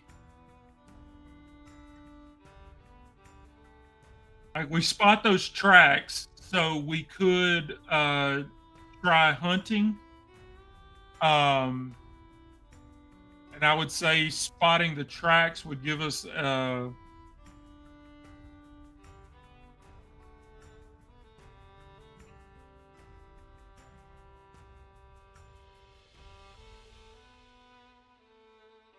a bonus.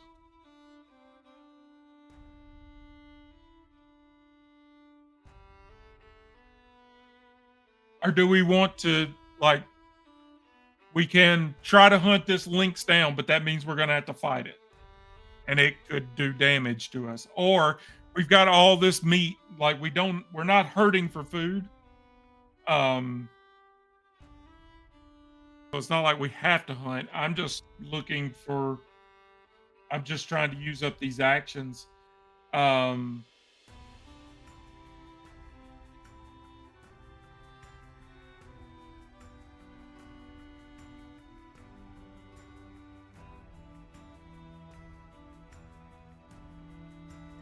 I'm gonna say we'll just move. We'll move again.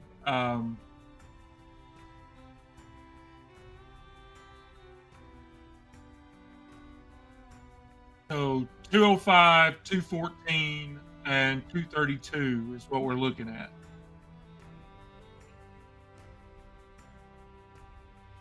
Either roll for it or somebody can speak up. North to 205, northeast or southeast. We're coming from the west. We came from down here. We started up here, and then we went here, and then here, and then here, and then into here, and here, and here. So this is where we're at now. So we were working our way south, and now we're going east. So we can either go into 205, 214, or 232. All right, 214.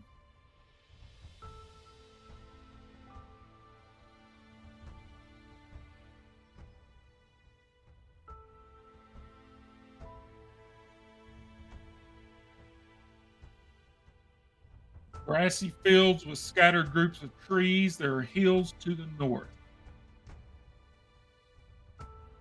Um,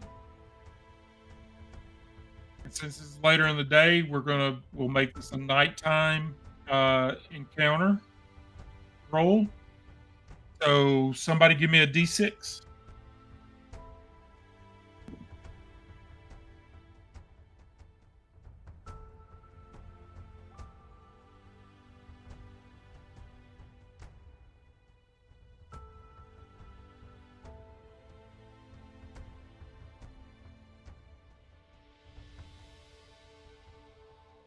Ooh, okay.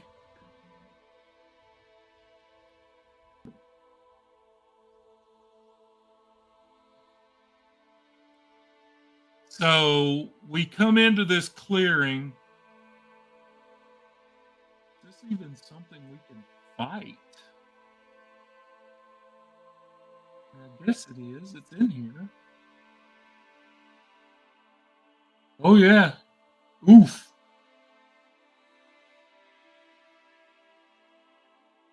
We spot two elk.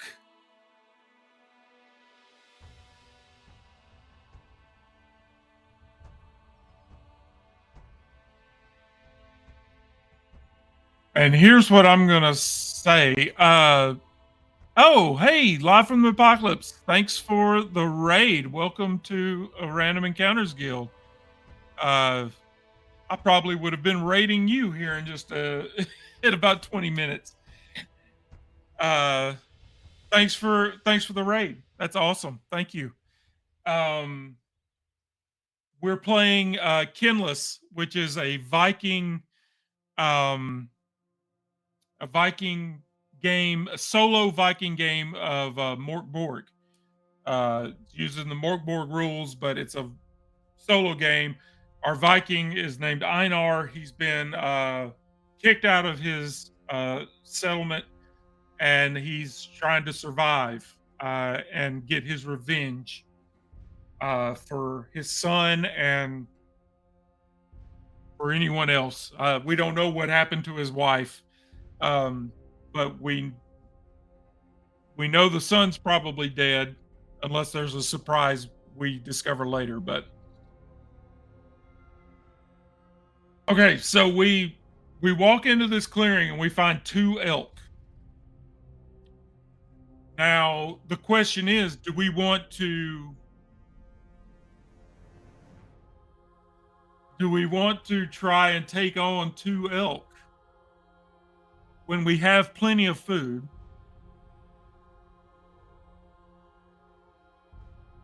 Um, I'm just going to go ahead and show you this. Elk has 16 hit points, and it does D8 damage with its antlers.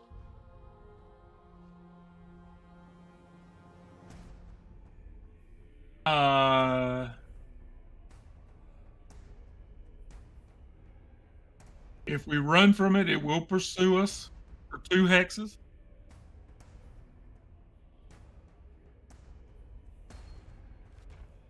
Yeah, that's what I was saying. We've got plenty of meat. We don't need the food. And I'm worried that, considering that there's two of them, I don't want to be taken out by a couple of elk. Um, I would rather acknowledge their presence and let them move on.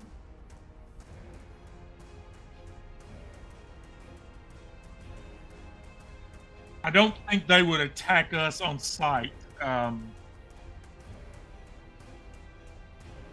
I mean, I could be wrong. I don't think elk are particularly.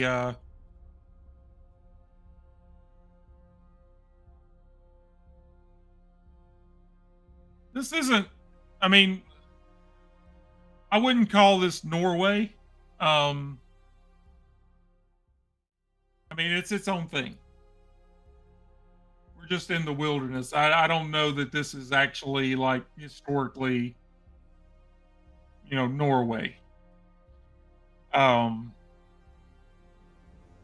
I rolled on the table. We rolled on the table, and elk came up. So that's what it is. Um,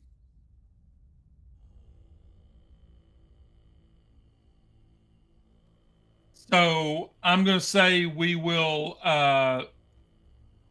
always want to right click that to make it move. We will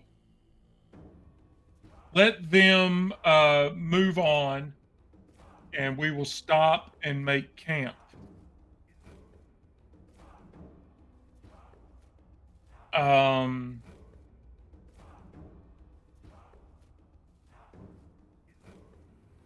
many meals a day are we supposed to eat?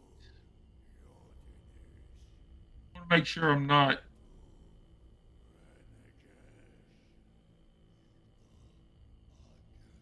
doing it wrong.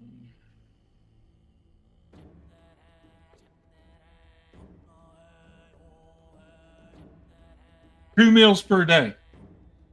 So we will stop and eat another meal.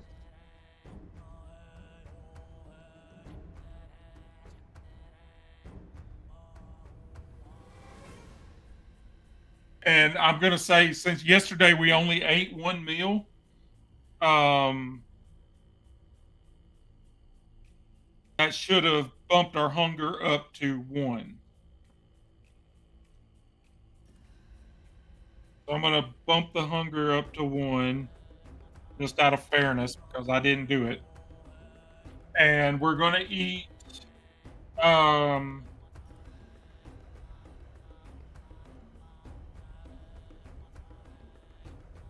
eat one of the meals of bear meat that we've got. That drops that down to 5 meals left. Um,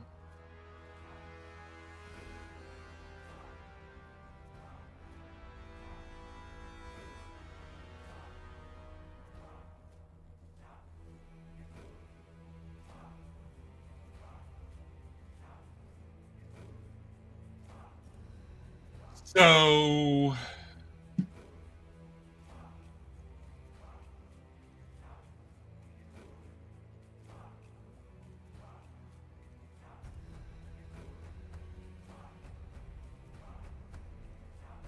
back down here to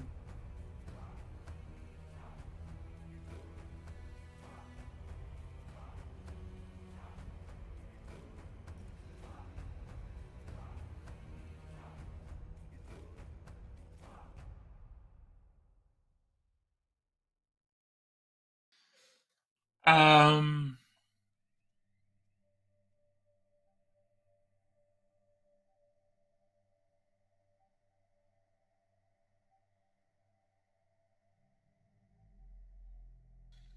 we make camp and we eat one of our meals of bear meat.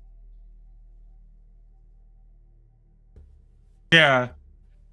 In Alaska when we were in Alaska a couple of years ago, we saw a couple of elk that were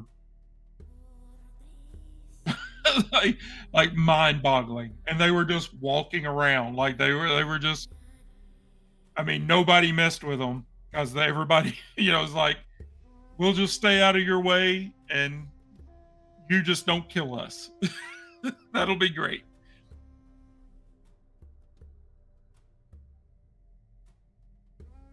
Um, so we're gonna make camp and get a night's sleep. Um,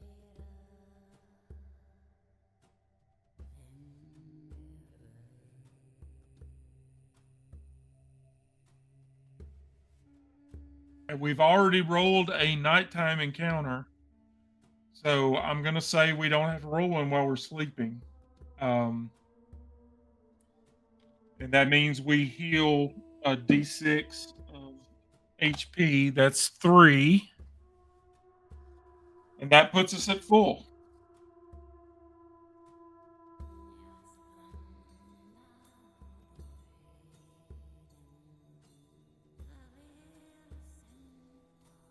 So we're now at 12 hit points out of our max of 12.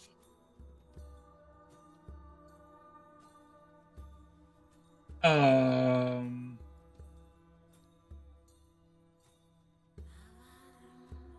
and we wake up the next morning and let's roll on.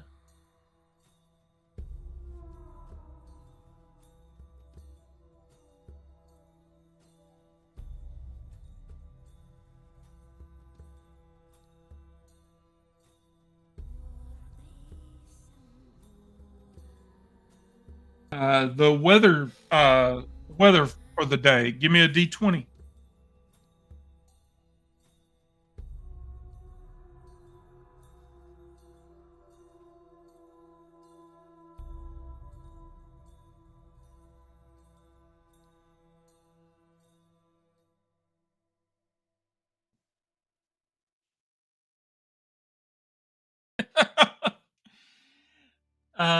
7. So we've got a light breeze and partly cloudy with light precipitation. Um,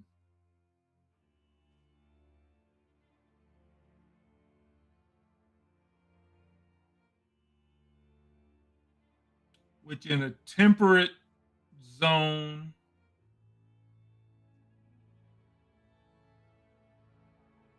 I mean, we're okay. Um, yeah, we're okay.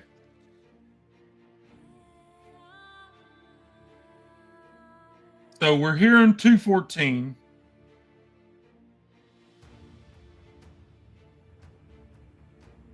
So do we want to go to 205, 196, 206, 224, or 232? Go south. But that's as far south as we can go.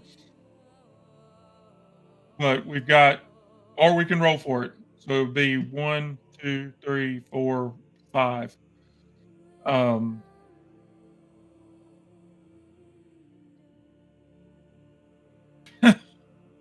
actually, if that's why I'm trying to remember to roll it is because it affects our stats.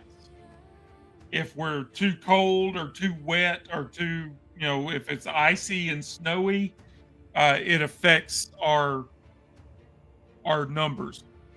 That's why I'm trying to remember to do it. But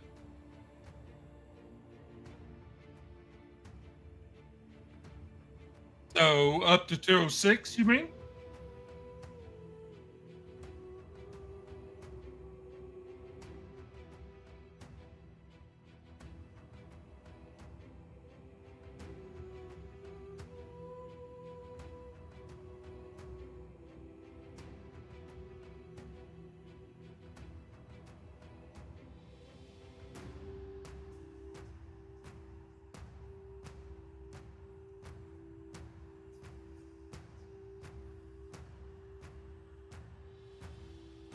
Okay, that's a section of the map that I don't have access to. For 206, it says something truly terrifying. 206 and 207, it says consult the Rune Bear map region.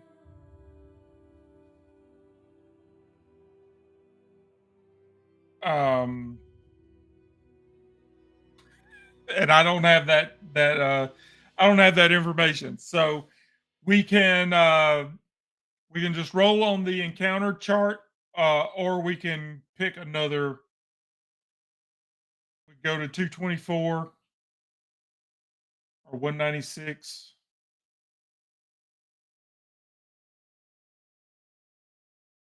or we can just roll into 206 and just go with it.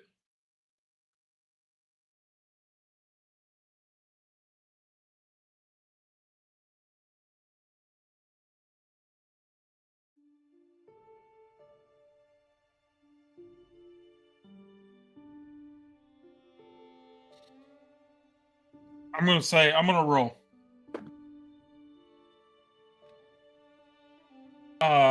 So we head into 196. All right, so we've been avoiding going north. So I'm gonna say 224. I go to 224 because that's where been going east and south the entire time.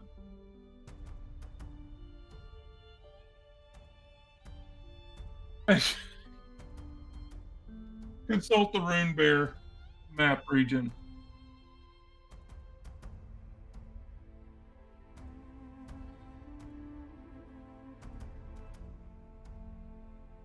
See what 196 is.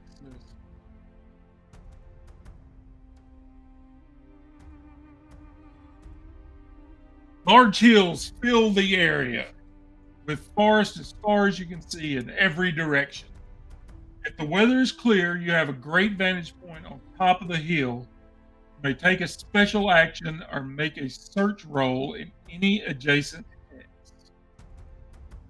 Um, and we rolled partly cloudy, so it's not clear. So we don't have to worry about that. But we do need to roll on the encounter table. So give me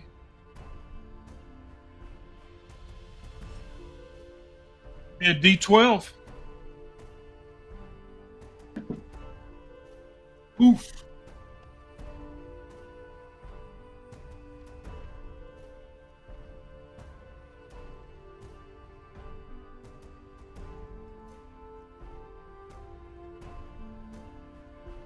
12. Okay, I rolled a 10.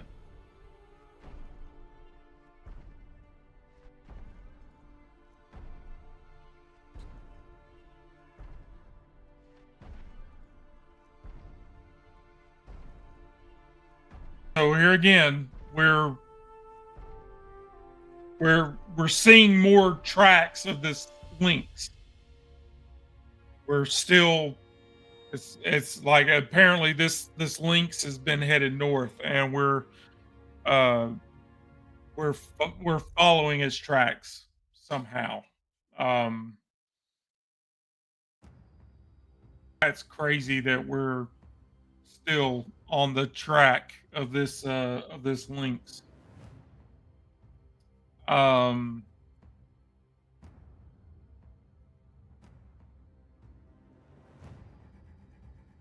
and I'm gonna say that's where we may need to call it a night. We could consider this making camp for the day. Um, we moved and like we rolled on the encounter table, so um, we'll jump in there next time. We'll be there in 196 X, and we'll continue making our way east and explore. And as I said, I hopefully, from what he said in his email, I should have the full book this week, um, and be able to, have all the information for each hex and the special encounters and all of that jazz. So uh, next week we should have everything in front of us instead of kind of winging it and making it up as we go. But yeah, this is here again. It's been a great time tonight. I've really enjoyed uh, doing this, and I love having you guys roll and be a part of the game instead of it just being me sitting here, you know, doing it all myself. Um, but yeah, I'm really excited for the book. Like, I'm really excited to see the PDF come through. I was so hoping it would come through today sometime, so I would have it for tonight. Uh, but for some reason, it didn't come through. But I should have it by Sunday. I would think it would come in this week sometime. Um, 'Cause he was wanting the backers to kind of look at it and spot something that he missed before it went to the printers. So hopefully I'll get it. Probably it'll come through tonight. I may I may shut this down and open my email, and it's in my email. I just didn't look before before I went live. But yeah, let's see if uh I have been yeah, I'm in the wrong Twitch account. I can't I'm not gonna try and raid somebody. I'm not gonna try and swap accounts. Um I am Guildmaster Scott. I run things at here at the Random Encounters Guild. If you would like to jump into a role playing game or GM a role playing game that you're interested in trying out, we provide a safe spot for that. We play a lot of games and we've got a very welcoming community. Um,